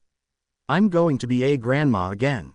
Meanwhile, Maruki regained his composure with him and Shiromo looking at Izuku in a bit of disbelief. So you've finally done what I thought you wouldn't have the guts to do, kid. Ha ha ha ha. Good on you. Maruki went up to smack Izuku's back to somewhat hurt him. Well, this is something worthy of a shock. Congratulations to you three. Nothing makes me happier than to find out that I'll be a grandfather to my daughter's children. The black-haired man walked over to a cabinet to bring out a bit of hyper-expensive 200-year-old scotch for them to celebrate. I think a toast is in order. Sorry sir, but we can't really stick around so much. We still need to tell the situation to my mom and get back to school before curfew. But we do appreciate the offer. Izuku explained this as the man understood. Fair enough, but let us offer some tea at least in a form of gratitude. The three didn't find any issue as they waited and discussed what would happen next. As the tea came, Akito and Tosa began talking about giving their baby clothes to help. Meanwhile, Shiroma was able to convince Izuku with some help from Maruki to at least share a toast with them of the scotch to help commemorate the day. He didn't have much since Izuku wasn't much of a drinker and he didn't want to give the wrong impression when he visited his mother, but he also didn't want to be rude to his in-laws. After about an hour, the group began walking to the Shimura residence and saying their goodbyes to the Urarakas and Yaoyorozus. On the way towards the home, Izuku started to chew a bit of gum in order to hide the scent of liquor from his mother. He knew he'd have an earful from her if he showed up on her doorstep with the smell of booze on him at 5 in the afternoon, but hopefully she would understand if they came from the girls' families that wanted to celebrate becoming future grandparents. Once they reached the home, Izuku had noticed his brother's truck in the driveway to smile. The four went to the door to knock with Nana opening it up to smile at them with a rather odd air. "Hey you four, what brings you here?" The former pro seemed to be holding a rather elated attitude as they were let in. When they came to the living room, Toshi was sitting down with Toseki beside them playing on the floor with some blocks. Eri noticed her cousin to try and get out of the harness to play with her. Izuku let her out for the small babies to crawl over and begin a small baby banter to make everyone laugh. "Hey mom, were you serious when you said you wouldn't mind having a grandchild back when you talked about it?" "Yes." The woman held a cocky grin to her the entire time with it starting to creep Izuku and the girls out. "Well we have something to tell you about that." Izuku cleared his throat before saying what's happening. "Ochako and Momo are Craig, I'm a grandma to two more." Nana cut her son off in happiness for the three to stop and think what happened. "Sorry bro, but I was pushed to tell her. More like I wanted you to tell me Toshi." Nana laughed while Izuku looked at his blonde brother. "You know it's hard to keep secrets from her." Okay, but how do you know?" "I was having a checkup with recovery girl when your wives came in for this." To say that I was impressed would be an understatement. Either way, nicely done Izuku. Toshi gave a thumbs up to his brother while Nana came over to put her younger son in a headlock. "There you go Izuku, that's how you show you've got a pair. Sniff sniff and you smell like alcohol, you wanna tell me why?" 3. Izuku mentally screamed while explaining they went to the Yaoyorozu's estate first to tell them with the Urarakas being there as well. They shared some scotch as a way to celebrate with this passing for the mother's reasoning to not give her son a beating for drinking early in the day in her logic. "So how far along are you both?" "Not that far, but we did use a pregnancy test to find out we're at least 2 weeks in if we do the math." Momo stated for the former pro to rustle her son's hair in the joy of it all. "Well I hope you three are happy at least, and you can count on me if you need help. I know pregnancy is a pain in the butt for some people and Izuku was a problem pregnancy for me. I wasn't that bad, was I?" Nana looked at her son emotionless with Toshinori explaining. "Mother was having some difficulty keeping food down with you as well as passing out and sleeping over 14 hours a day sometimes. I do hold you to good standards Izuku, but you were a problem pregnancy, as Aizawa would call you." 14. Getting off the topic of bugging Izuku over the fact he was an issue before he was born, Nana wanted to explain one last time the issue Momo and Ochako may face with their children. "Now I'm sure you remember this, but let me remind you of the issues you three will have now. OFA will without a doubt affect your children's quirks. Since you're all 11th generation quirk users, your children's quirks will without a doubt be as strong, if not stronger than yours. That's not even taking into consideration Izuku's base quirk being beyond powerful with OFA added to that. So if you take those 3 factors into consideration, your kids could have a crazy powerful quirk with Momo's possibly being similar to that of a god's depending on how the quirk manifests in hers. They were explained back when they first got married about the possible strength their kids could have, but the issue now has come back to make them understand the reality of what will be now. They could literally be carrying one of the most powerful quirk users that could ever live at the moment inside them. This somewhat spooked them with it being noticed by everyone. 17. Just relax, okay. Izuku was and still literally is one of the most powerful beings in the world, with him turning out okay. Just make sure you are careful about how you raise them. If we don't, we could end up with mini Kachans. Shiver, that's a scary thought of having a kid with that much of a superiority complex. Everyone laughed at Ochako's comment before continuing to talk a bit about their next steps in the schools when they get to a certain point. Eventually, they had to leave, however, to get back before they would get into any trouble about being out past curfew. As they walked back, the trio were happy to know that their families were with them. Their future was without a doubt at least positive in that aspect, and weren't expecting any major problems at the moment, to take everything one step at a time. About a month has passed since the Shimura family had expressed their news to their families. Due to the pregnancy, Ochako and Momo had been told to stay out of hero training due to worries that they could get seriously hurt or the children they carry. To the girls, they were a little aggravated that they were treated as something delicate when they're going into a field where being treated delicate won't work. However, Izuku wasn't exactly against this, since he was relieved for their safety as well as his own children. The girls were offered a less strenuous course of exercise since Nezu didn't want them to get out of shape or have a difficulty with their pregnancy when they can't exactly move around as easily as now. On a positive note, the two have gotten a little more used to their condition and aren't as drowsy or nauseous as they originally were. This put a little less strain on Izuku, as he worried greatly for his wives when this would happen. As the group of 20 sat in their classroom, Aizawa came in to begin their hero training courses. Afternoon everyone. Today we will be doing a rescue and detain training class. The 18 of you will be split into 2 teams and be fighting a villain while also trying to take a civilian from their custody and to safety. Aizawa stated while showing the groups up above. Change, then meet me on test field beta. The young adults did as their teacher said and began to head towards the changing area. There, Izuku noticed Mineta try and peek through the peephole that somehow came through again. He held his hand out to the small pervert with the audible sound of volts around. Go ahead. I dare you to try what you're doing, you little perv. Just be prepared to die the second you do though. Mineta's blood ran cold as he walked away, having all the fluids in his body drain out. Nobody dared to comment after this, in fear of what will happen if they do. 11. On ground beta. As the class came towards the testing field, they were met by their teacher as well as Midnight, Cementos, Toshi, and Nana for some apparent reason. Now that you're all here, we can begin the scenario. The villains are Paragon and All Might in this situation, have taken the hostages and won't let them go. The hostages will be Midnight and Cementos for this session. As such, it will be up to you as pros to subdue them and or rescue the hostages. Easier said than done when your opponents are Paragon and All Might. Some of the class have made their displeasure in this villain assignment known. Even Izuku isn't quite happy about having to seemingly fight his mother and brother at the same time. Keep complaining, I'll send your asses in there one at a time. Aizawa threatens. We'll be doing this with both teams entering into different parts of the city. Each half will have one of the villains and one of the hostages hidden inside it. Any more objections? Nobody answered. Good. Now here's the teams. Izuku looked at his team to see he had Todoroki, Ojiro, Jiro, Ashido, Aoyama, Sato, Kaminari, and Koda on his team. He was also facing his brother in this to at least avoid a motherly punch he so dreaded from her.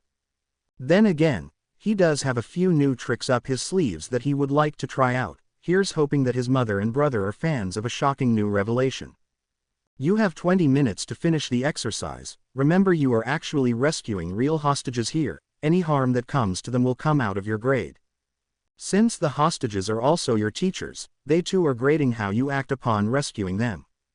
Aizawa displays on a hologram, showing the layout of the entire city. Helping you, because you are extremely disadvantaged in this, especially since one of them can fly. The hostages have a distress beacon active. Happy hunting. With that, Izuku's group are left to their own devices as the gates open up to the city. Well, this is just perfect. Ojiro complains as the door opens and they already see Nana floating in midair with her arms folded and a smirk across her face. Kaminari. Grab my shoulder. I have a new trick, but I'm pretty sure it can only work with people who also have an electricity quirk.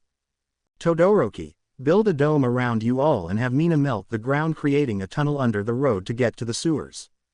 The group did as Izuku asked for Nana to start cracking her knuckles. Have fun, Izuku, cause this is gonna hurt. Nana flies in to send a punch at the 9th user. Before she can manage to do so, Izuku grabs Kaminari by the shoulder. Izuku's eyes glow an electric blue as the electricity arcs from his eye sockets into the nearby air. The sky grows darker and a bolt of lightning strikes the two electricity quirk users. After the flash of light fades from her vision, Nana rubs her eyes looking around to see where he had gone. You never cease to amaze me, Izuku. You're a natural-born prodigy. She comments to herself, seeing that both he and Kaminari had vanished out of thin air. In a building a few blocks away, Izuku and Kaminari burst out of an electrical socket in the wall, with Izuku completely out of breath from that move. Holy crap, that was awesome. How did you figure that out? You'd fry your brain trying to understand how, let alone try. Let's just say, we became electricity, and I'll leave it at that. You and I need to have some serious training session, buddy. How do you not fry your brain? Save the questions for after this. If we talk too much they'll hear us. Kaminari didn't ask any farther as they exited the building and headed towards the sewers of the fake town. As they handled this, the second group was trying their best to work as a team, with Bakugo mainly doing his standard lone wolf act. Bakugo, we must work together in this assign. Screw you, Four Eyes. I'll find the fucking hostage on my own. Come on, dude. Just help us out a little. Like hell, shitty hair. I can handle finding the hostage and beating the villains myself. Bakugo kept walking before he had a solid kick to the jaw done by someone in a cape. You know, subtlety is a virtue that could really help you. I could hear you a mile away. Literally, I was over on 5th Street. Nana said this for the group to see the older pro smile. Let me give you a bit of a lesson, kids. The ones that keep smiling at the end of the day is the one that holds the most strength. Now, lesson number 2 is gonna be a bit more physical. I didn't graduate from UA, she says before practically vanishing and delivering a punch to Tokoyami's gut, sending him flying. I went to the school of hard knocks. And now class is in session. She grins at her bad pun before promptly defeating the rest of that group.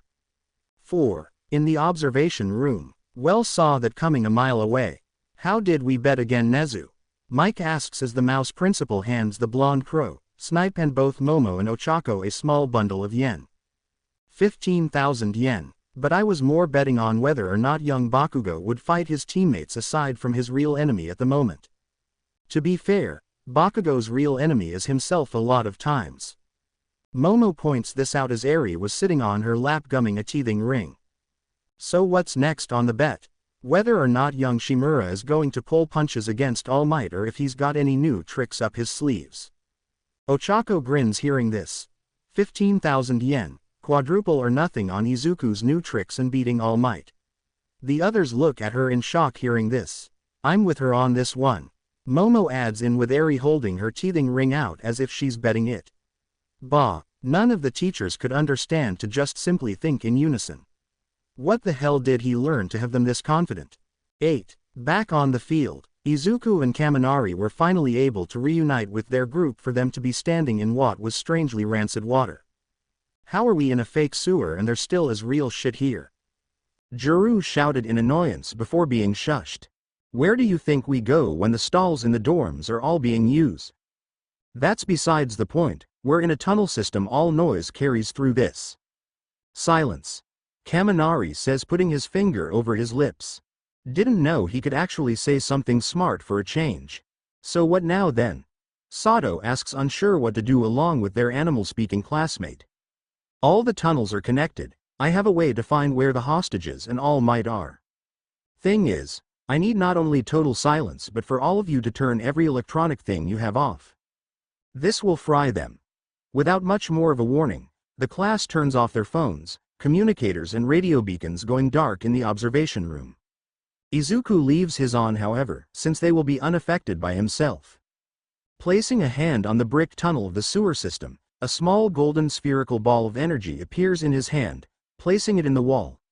A sudden burst sounding like an arcing Jacob's ladder spark echoes through the tunnels as a tingling feeling washes over the group. A few moments later, Izuku gets an echo to the pulse he sent out, giving him the exact position of the hostages. All Might was actually away from them, giving them this tiny window of opportunity. Alright. Looks like I know where the hostages and All Might are. Todoroki. You take 4 of our group to get Cementos. I'll take the rest to save Midnight. If you follow the tunnel up here to the right all the way down, you'll be directly above the building and he'll be on the top floor. The bicolored boy nodded to take Aoyama, Sato, Kaminari, and Jiru with him in case the coast wasn't as clear as they'd hope.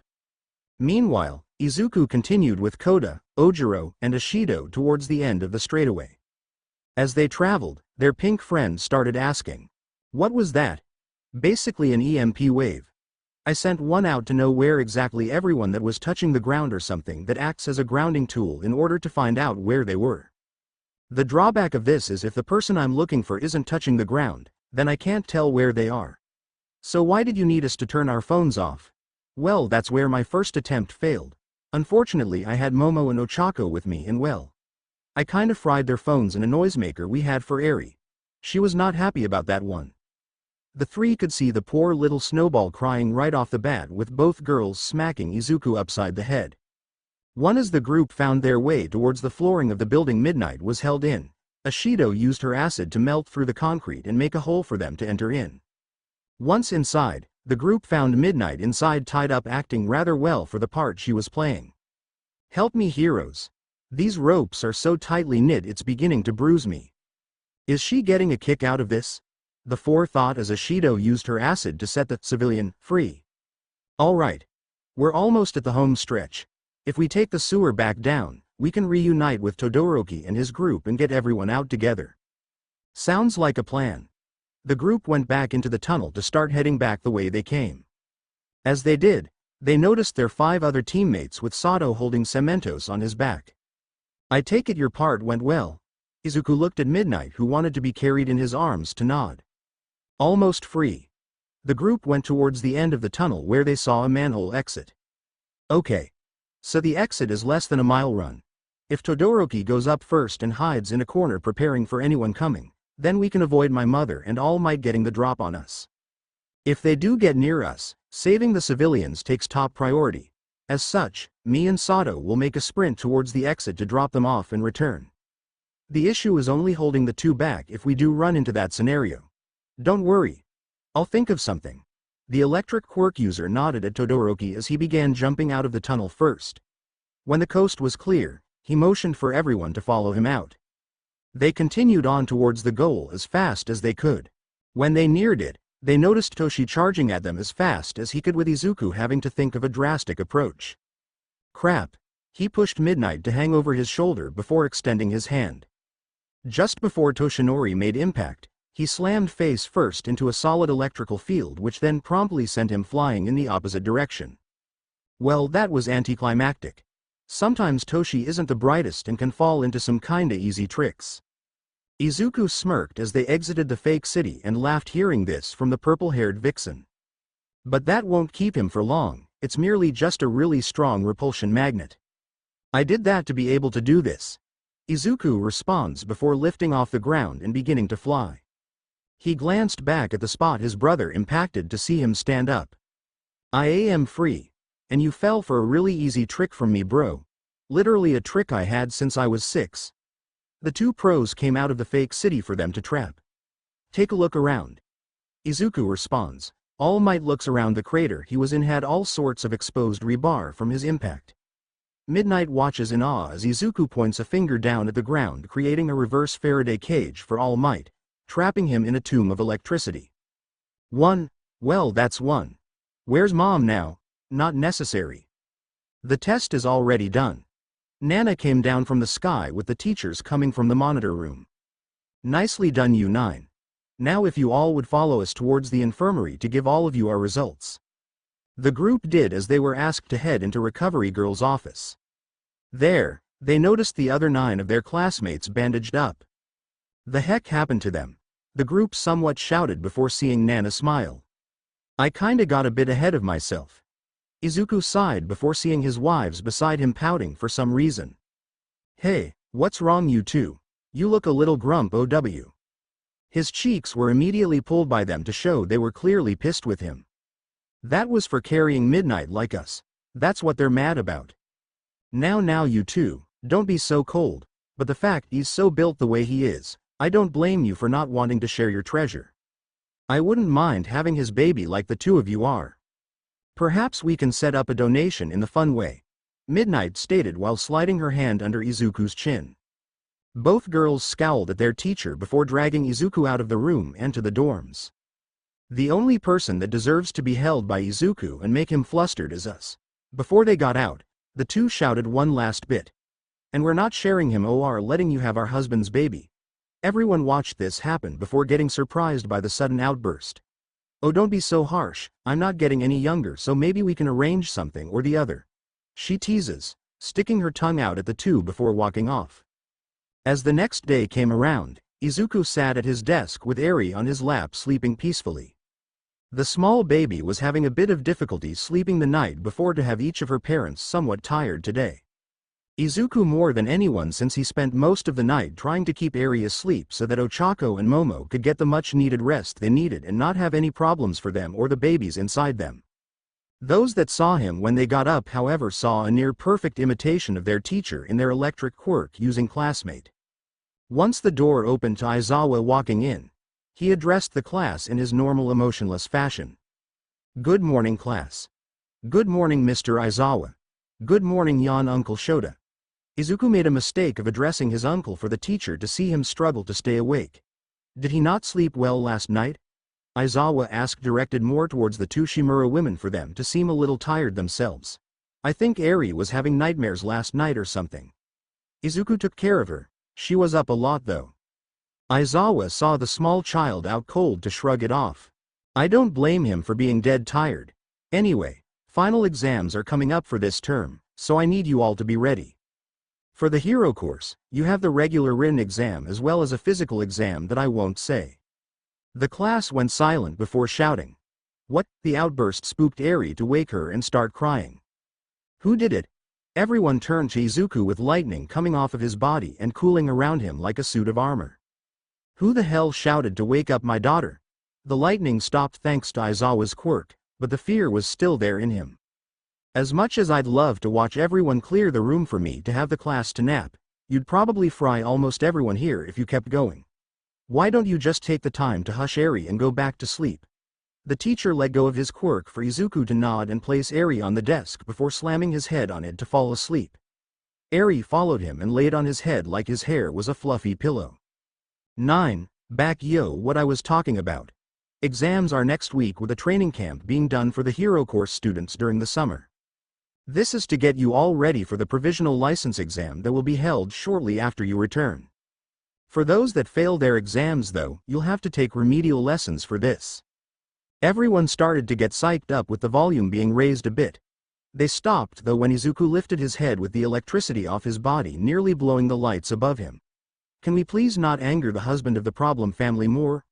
I don't have enough eye drops to stop him from blowing the circuits for this school's electricity.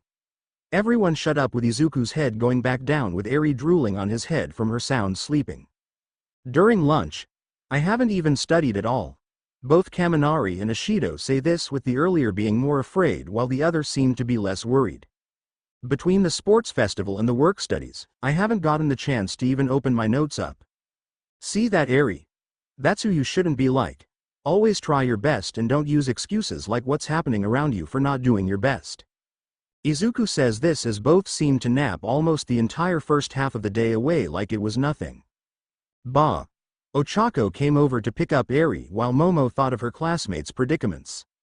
If you'd like, I can help you all catch up on the harder things. Really, you're the best, Shimomo. Both flunkies of Class A said this in unison with Jiru walking over. Would you mind if I join in? I'm not as worried about flunking, but there are some parts of this term's math final that I'm kinda not able to understand so well. Sure. Why don't we make a study group with everyone? Would anyone else like to join? A few hands were raised for Momo to smile. All right then. We can meet in the common space after we're done with today. Honestly, I'm not exactly afraid of the written half as much. The physical though is probably the issue. Kirishima says this while walking over towards Izuku and Bakugo. Just so you all know, the common end-of-term exam for first years is robots. However, they might change it cause of how we weren't exactly pushed in the sports festival. So we're probably facing robots. Awesome. Easy A, here I come. Kaminari and Ashido say this with Izuku rolling his eyes. Why do I stay in the same class as you? There was a sudden growl in the classroom for everyone to look at the origin and notice it was Ochako and Momo. What? I am not looking forward to my future as a mother if I ever become one. Hagakure states this while Izuku looks at her calmly. Every woman that's having a baby will most likely be hungry more often than everyone else. It's nature's way of testing the husband to see how far he'd go for his wives. And would you go that far? Bakugo says this with Izuku pulling 5-foot-long subs from his bag. You were saying something. Later that afternoon, Izuku, Momo and Ochako had sat down in the common space of the dorms with their classmates Ashido, Kaminari, Ojiro, Jiro and Shiro. For the most part, everyone was working as hard as they could with the exception of the lightning quirk user.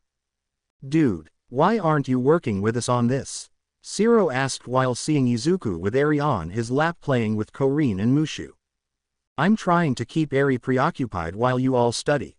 Don't worry, I'll manage though. That's not the issue here. Jiro says before the timer on the oven dings for the young father to get up and place Eri in a harness. After a minute or two, he comes back with a plate of white chocolate almond cookies. Thank you, I've been craving these, Momo says while taking a cookie to eat while explaining the next problem to everyone. Oh come on, at least try to be part of this. Kaminari shouts to get a bolt of lightning that almost hit him. I told you that everything is fine, so don't worry about me and worry more about yourself. Last I checked, you're not the one who has the grades to worry about others. Izuku sat back down to place Eri back on his lap to continue playing with the cat duo. Please tell me he's not gonna flunk the exams just cause he does this. Ojiro asked for Ochako to explain. Izuku's the smartest guy the first no. When we were younger, his mom took him for an IQ test. What was the score? Momo asked, curious now for the brunette to answer. I don't know. All I got was that he ticked off the instructor cause he found grammar errors with the questions as well as getting a score off the charts. There was a rumor at our school that he had an IQ in the 4 digits. From what I have noticed is that he has a perfect photographic memory. He once drew a hero that he didn't know the name of, and only saw once exactly how he had seen it and discovered it was an American hero over here in Japan for an exchange program. They watched as Izuku began using his quirk to make Eri's hair rise up from static electricity for them to think the same thing. Does he even have a flaw? Getting back on topic, Jiro, what's the answer to number 6? The aux cord quirk user struggled while looking at the question. She tried to figure it out with the formula she believed was the answer with Izuku coming over. Use this formula instead of the one you're using. It'll help. Jiro noticed the difference and seemed to get to the answer needed. Nice job. Now Ashido, can you do number 7? She looked at the question to laugh. I don't get it. Momo then walked over to explain what to do and tried pointing her in the right direction. It only took about 5 minutes to explain the problem with Izuku doing the same with Kaminari for it to only take half the time with him. 4. Okay, that was a good attempt. Moving on to the next section. Izuku passed Ochako and Momo a bit of tea for them to sip while they continued the session. Now he's just showing off. Shiro points out while he levitates the pot and the cups in the air. He can show off all he wants. I know he'll do fine. The sad matter is also that he'll probably do better than me. Momo admits as a way to agree with Ochako for them to continue working while also watching Izuku goof off basically. I'm gonna be really annoyed if he does fine on this while I'm working my butt off. Everyone thinks this while Momo goes on to the next question with Ochako answering it the best she could. 1. Time skip to the exam. A week went by with everyone working their hardest to get the best score they could with hopes to pass. Well, everyone but Izuku. He spent the entire week focused on taking care of Eri while also watching Ochako and Momo to make sure they don't overwork themselves. This somewhat annoyed those who worked to get a good grade, but was kinda hoping this would backfire on him. When the test finally came, Those that worked hard at least saw the difference. Pencils down. Aizawa says this with the last person in the line coming up and giving the scantrons for them to be graded. For the purpose of everyone knowing what they were able to get score-wise, Aizawa had the machine set up in the classroom with the answer sheet for the results to be back in minutes.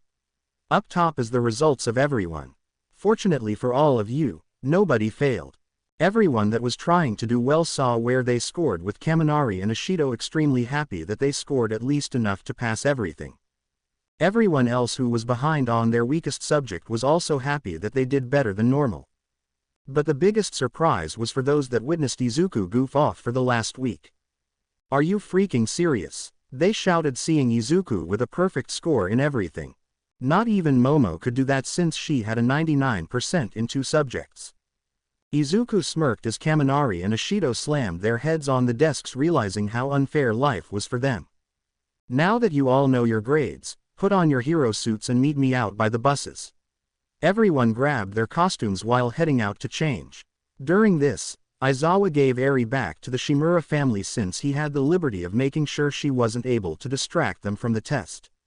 Once everyone taking the physical part was geared up, they found themselves met with the teachers and Nana waiting for them. 2:10. Hello Class A. I'm sure you're all aware what this exam will probably hold. Nezu says this while jumping out of Aizawa's capture gear. Yeah, robots. Piece of cake. Kaminari and Ashido say this while thinking they would have an easy time with this. Ordinarily you'd be correct, however, we've taken the liberty of changing our curriculum a bit. These words made the two stop and look at the small rodent. Told ya this might happen. Izuku says this while giving his pinky for Eri to tug on. For today's final exam, you will be put in teams of 2 and facing the faculty of UA. Isn't that exciting? The cheerful tone of the small animal didn't sit well with the students as they all shouted. We're facing the teachers. Daba. Eri tries to simulate the shock everyone had to gain a laugh from her grandmother. This is mainly because you've all seen action before. If by some chance you all did face the robots like you would've, it will be too easy for you. This is more as a way for you to be pushed to your limits. But don't worry, we'll be holding back just enough for you all to pass. We also have your opponents and who you're put with already set up. 1. Nana and Toshinori look at Izuku and Bakugo and smirk. For this exam, you both will be facing us. The 2 boys looked at each other before shouting. Like hell, I'm working with this jerk asshole. Heroes don't get the option of who they face or side with many times. This is also a test for the 2 of you as a whole. Now, I want to see you both fight us with everything you have and remember our school's motto. Go beyond. Plus ultra. The buff blonde begins to laugh a bit before getting a punch to the gut by Nana. Save the macho talk for the fight, you blonde oaf. Cough, yes mother. Great. I'm facing my mom and my brother. Worst of all, I'm with the one asshole that I want to avoid having anything to do with. Why did I have to be with fucking Deku of all people? Neither person wanted to give an inch with the situation they were in, not making things any better. Ochako and Momo walked into the monitor room with Recovery Girl. They sat on the seats offered while Eri was gnawing on a teething ring.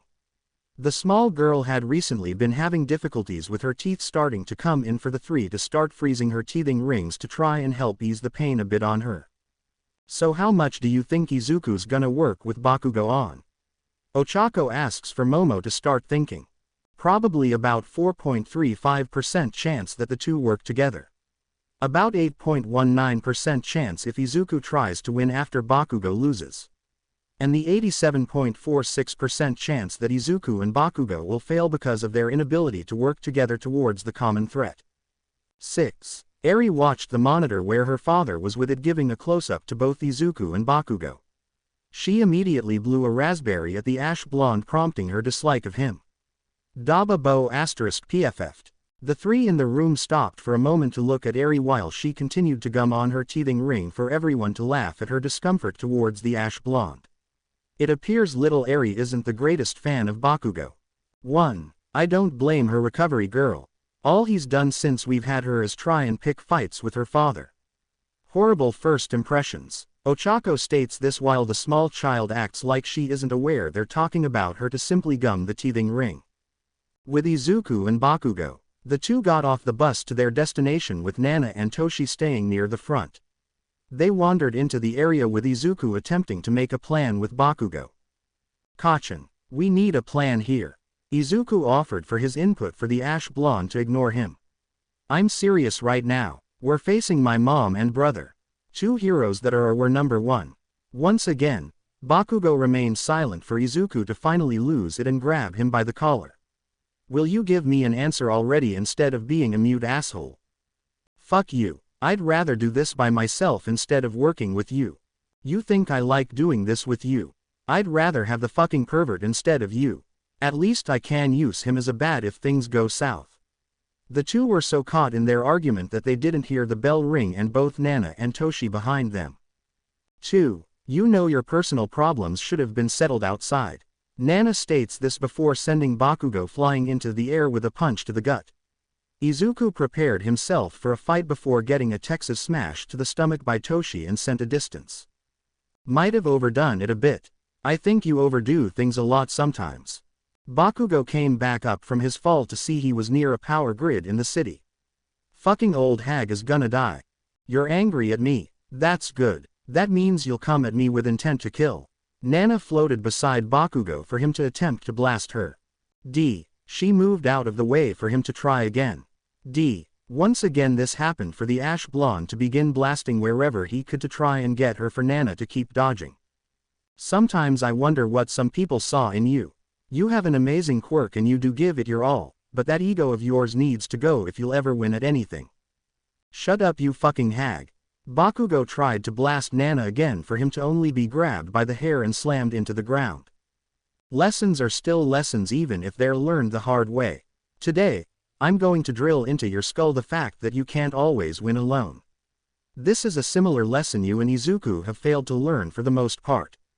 With Izuku recovered from his punch to stand up coughing a small bit of blood out of his mouth.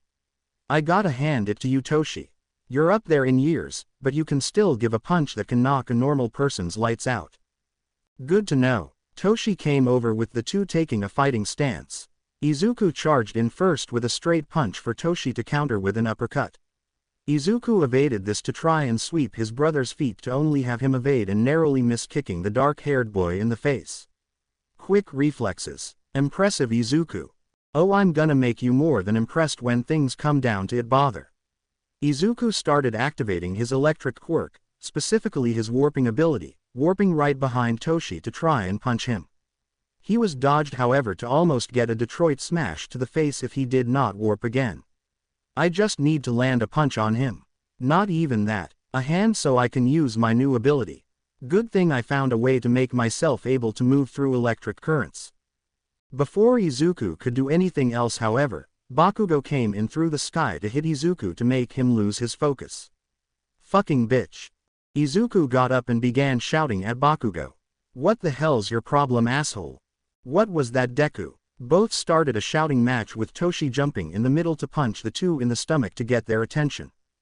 Fighting amongst yourselves when the situation demands you to work together is foolish at best.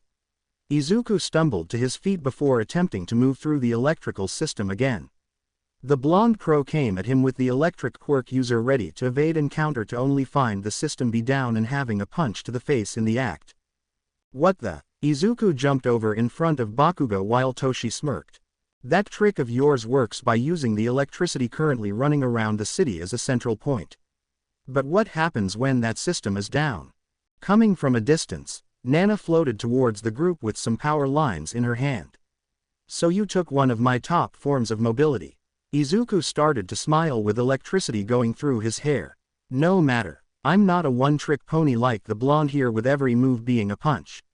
A wave of energy was felt around everyone for all the debris in the area to start levitating around Izuku. "Now, special move. Magnetish mine. Outta my way dumbass." Bakugo cake charging while destroying the debris and having it all hit him by accident. He got up to start yelling at Izuku almost instantly. "What the fuck was that? I didn't plan on you getting in the middle of that. If anyone's to blame for that, it's you. You wanna fucking go bitch. Bring it. At least then you'll get a taste of what real talent is." Both were ready to fight before Izuku had a knee to the gut and Bakugo had a punch to the face by Nana and Toshi. This is pathetic of the two of you. All you had to do is work together and you might have been able to get one of us before now. But instead you both chose to take your anger out on each other and make things worse. You two are no heroes. You're hardly able to even call yourselves young adults. Nana stated this while continually beating on both Izuku and Bakugo with no restraint until they were on the ground motionless beside one another. Ochako and Momo watched in horror as their husband laid on the ground in pain and motionless. I think you might have gone overboard, mother. They're still breathing, so I doubt it. The two started to walk away with Izuku looking up to the sky. Hey Kachan. Bakugo started opening his eyes in pain to reply. What? Let's work together for 10 minutes. It honestly makes both of us sick to our stomachs, but I hate losing as much as you. 1. A silence was between the two before the ash blonde spoke. Whatever. Both started to stand up with Nana and Toshi turning back at them. If you both can't fight together, then this is pointless. Nana was cut off by a punch by Izuku to have her slide a little back before preparing to attack. You're so grounded. She attempted to attack Izuku for him to jump back and have Bakugo come back and blast the dark-haired mother in the face. Izuku then retaliated with using OFA to knock her into an already destroyed building. 5. Something tells me she's going to be really sore at you when she gets out of de. Toshi was the next to go flying when Izuku and Bakugo released a massive blast of the ash blonde's explosions and the dark-haired one's magnetic force to send him back as well. Now this got interesting. Nana came out ready for a fight when she noticed Bakugo come at her pulling one of the pins on his grenades at her. Uh-oh. The blast cracked the pavement near them with Toshi coming to his mother's aid. Seems Izuku has abandoned you to fend for yourself, young Bakugo. What shall you do now? The buff blonde grabbed Bakugo by his skull to slam him into the ground to disorient him. Nana then came out of the wreckage looking for Izuku to not find him anywhere. So what are you two planning? You shitrags are gonna see in about 5 seconds. You ready, Deku? 1. Izuku was seen atop the roof of one of the buildings with all the debris in the area to condense into a single mass. This trick takes time to do in a large mass. So be ready to see how this goes. Special move. Magnetish Mine. The ball came at the 3 with Bakugo using his second round in his other gauntlet to get Toshi off before blasting out of the area. That does not look good. Toshi started to worry a bit while the mother looked at her son's attack with pride. Not bad, Izuku, but it's not gonna get both of us. Nana jumped away just before it could connect with her for only Toshi to get caught in the blast. The impact made everything that wasn't screwed down act as a kinetic force that trapped the pro inside a giant ball of debris that was being made the entire fight. In a sense of speaking, Toshi and Nana had their own hand in this victory. I guess Toshi should have used his head more. But you still have one more left. 1. That's fine by me. Izuku used his warp ability to get right next to his mother to surprise her a bit. How? I cut the power here. That ability puts off a lot of electrical feedback. I was able to ride the waves for one last warp right next to you. He placed his hand on his mother's head before smiling at her. This ends it. Nervenstau, nerve jamming. An electric force came out of Izuku to force his mother into a state of shock where her body was unable to move. She began falling before Izuku used some of his last bit of energy to repel the effects of gravity by an electromagnetic pulse. Well there Dao. Izuku was cut off by feeling his body fall down with Bakugo grabbing him before he hit the pavement. 2. I honestly didn't expect that to work. Guess being the nerd you are worked in your favor. Izuku tried to say something, but found himself unable to and just simply flipped Bakugo off. If I could speak right now, I'd tell you to go fuck yourself, you asshole. But I'll wait for later, that way I can make a joke that I still get more action than you. The day after the finals came with the group of 1A calming themselves over the exams they had. The Shimuras are currently relaxing in the common space with most of the class watching quite a spectacle. So what exactly are you doing? Jiro questioned as she watched Eri in a strange ball orbiting around the 3. 1. Letting Eri play. Nobody could understand it, looking like the small child was in orbit. To explain, Izuku can create an electromagnetic field that can put things in orbit around him. Anything that is inorganic in nature can be put in this field and act no different than a normal gravitational orbit. For example, Momo tosses a magazine, the remote to the TV, a coffee mug, and a few pens in the rotation for it all to orbit around Izuku like Eri. That's so cool. It is Kirishima, but anything organic can feel extreme shock and damage done to its nervous system. This is why I made a small ball to simulate a Faraday cage with air holes to prevent it from harming Eri.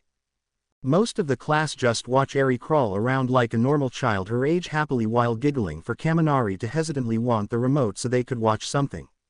Just, how bad of a shock would someone get? In a simple term, I diluted this down insanely so it won't be life-threatening if someone touches the field but still strong enough to hold Eri up in the orbital area. Kaminari, thinking this wasn't nearly strong enough for him to get hurt, reached for the remote to have several volts hit him and light up like a tree on Christmas Eve night. I didn't say you wouldn't seriously get hurt if you touched it. 2. Now ya tell me. Kaminari collapsed to the ground in pain while smelling like burnt toast from the excessive amount of power poured into him. Oh please. The idiot's just not strong enough to handle a little shock. Bakugo. I really don't think it's smart to try and mess with this thing. Kaminari has an electric quirk and he smells like that time Ashido wanted to see just what happens if you burn a piece of toast at the max setting on the toaster. Kirishima tried to talk the ash blonde out of this, but he wouldn't listen. Shut up shitty hair, there's no way this thing's stronger than me. Sometimes I wish he'd think more with rationality than that ego. All three Shimuras thought this before Ochako smiled. 1. You know what, try it Bakugo. I dare you. Everyone looked at Ochako who had a tick mark on her head. You heard me. If you wanna be the #1 hero, then why don't you prove it by taking on this little shock, as you said? Or are you too scared to do that? Everyone waited for an answer for Bakugo to smile. I'll fucking show you round face. This thing is nutty.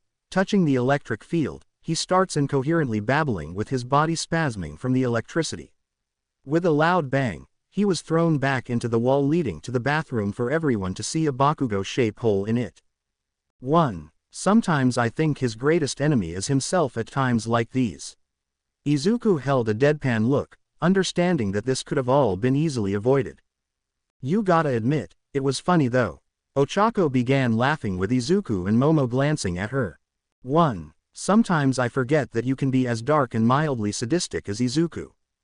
Oh come on Momo. You can't tell me he doesn't deserve this half the time. Momo thought for a second before agreeing. You have a point there. I finally got it. Mineta came barging in through the front door holding up a rather obscene video case of a woman tied up for Izuku to pull Eri back towards him to cover her eyes from the strange thing. Finally, I can fapt a luscious married woman getting. He couldn't even finish his sentence when he hit the field Izuku made and was sent flying up through the roof and out of the dorms. 2. Is he gonna be alright? Sato asked, coming out with a tray of cookies. Maybe. Depends where he lands. Izuku deactivated the field to place everything down and grabbed a cookie. If he lands on solid ground, I don't think he'll live through this one. But he might live if he lands on something like a garbage bag or something. He took a bite of the cookie to smile. Cinnamon apple, nice.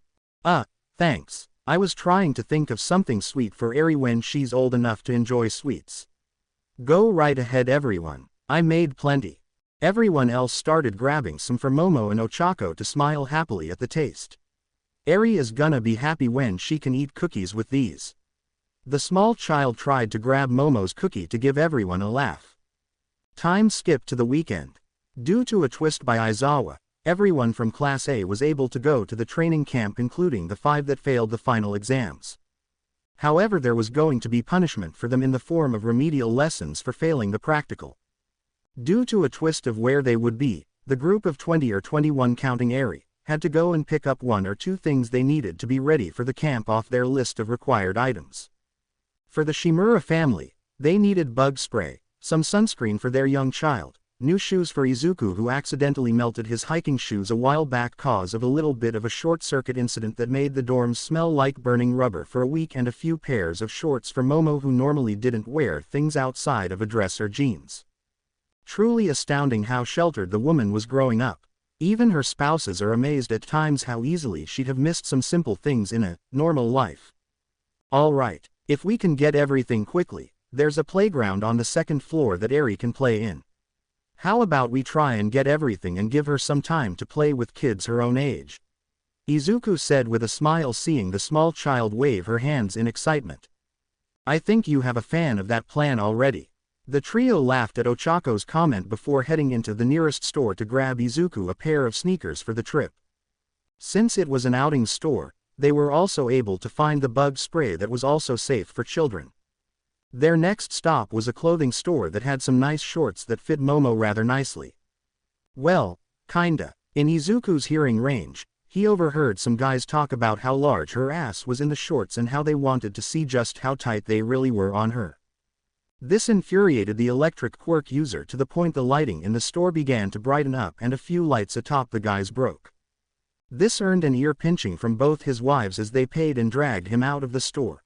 They wouldn't show it, but the fact Izuku was jealous over them was somewhat satisfying. Finally the group went to the convenience store nearby to grab some sunblock that was high enough for Eri's skin. When they finished, the trio walked towards the playground where they let Eri play with other kids. Kinda a hot one today. I know what you mean. It's not the most enjoyable. Momo pulled a handkerchief out of her pocket to take the sweat on her head off. I'll go get something to drink if you two can keep an eye on Eri. Okay. Izuku walked through the mall to find a vending machine with some teas inside it for them to drink.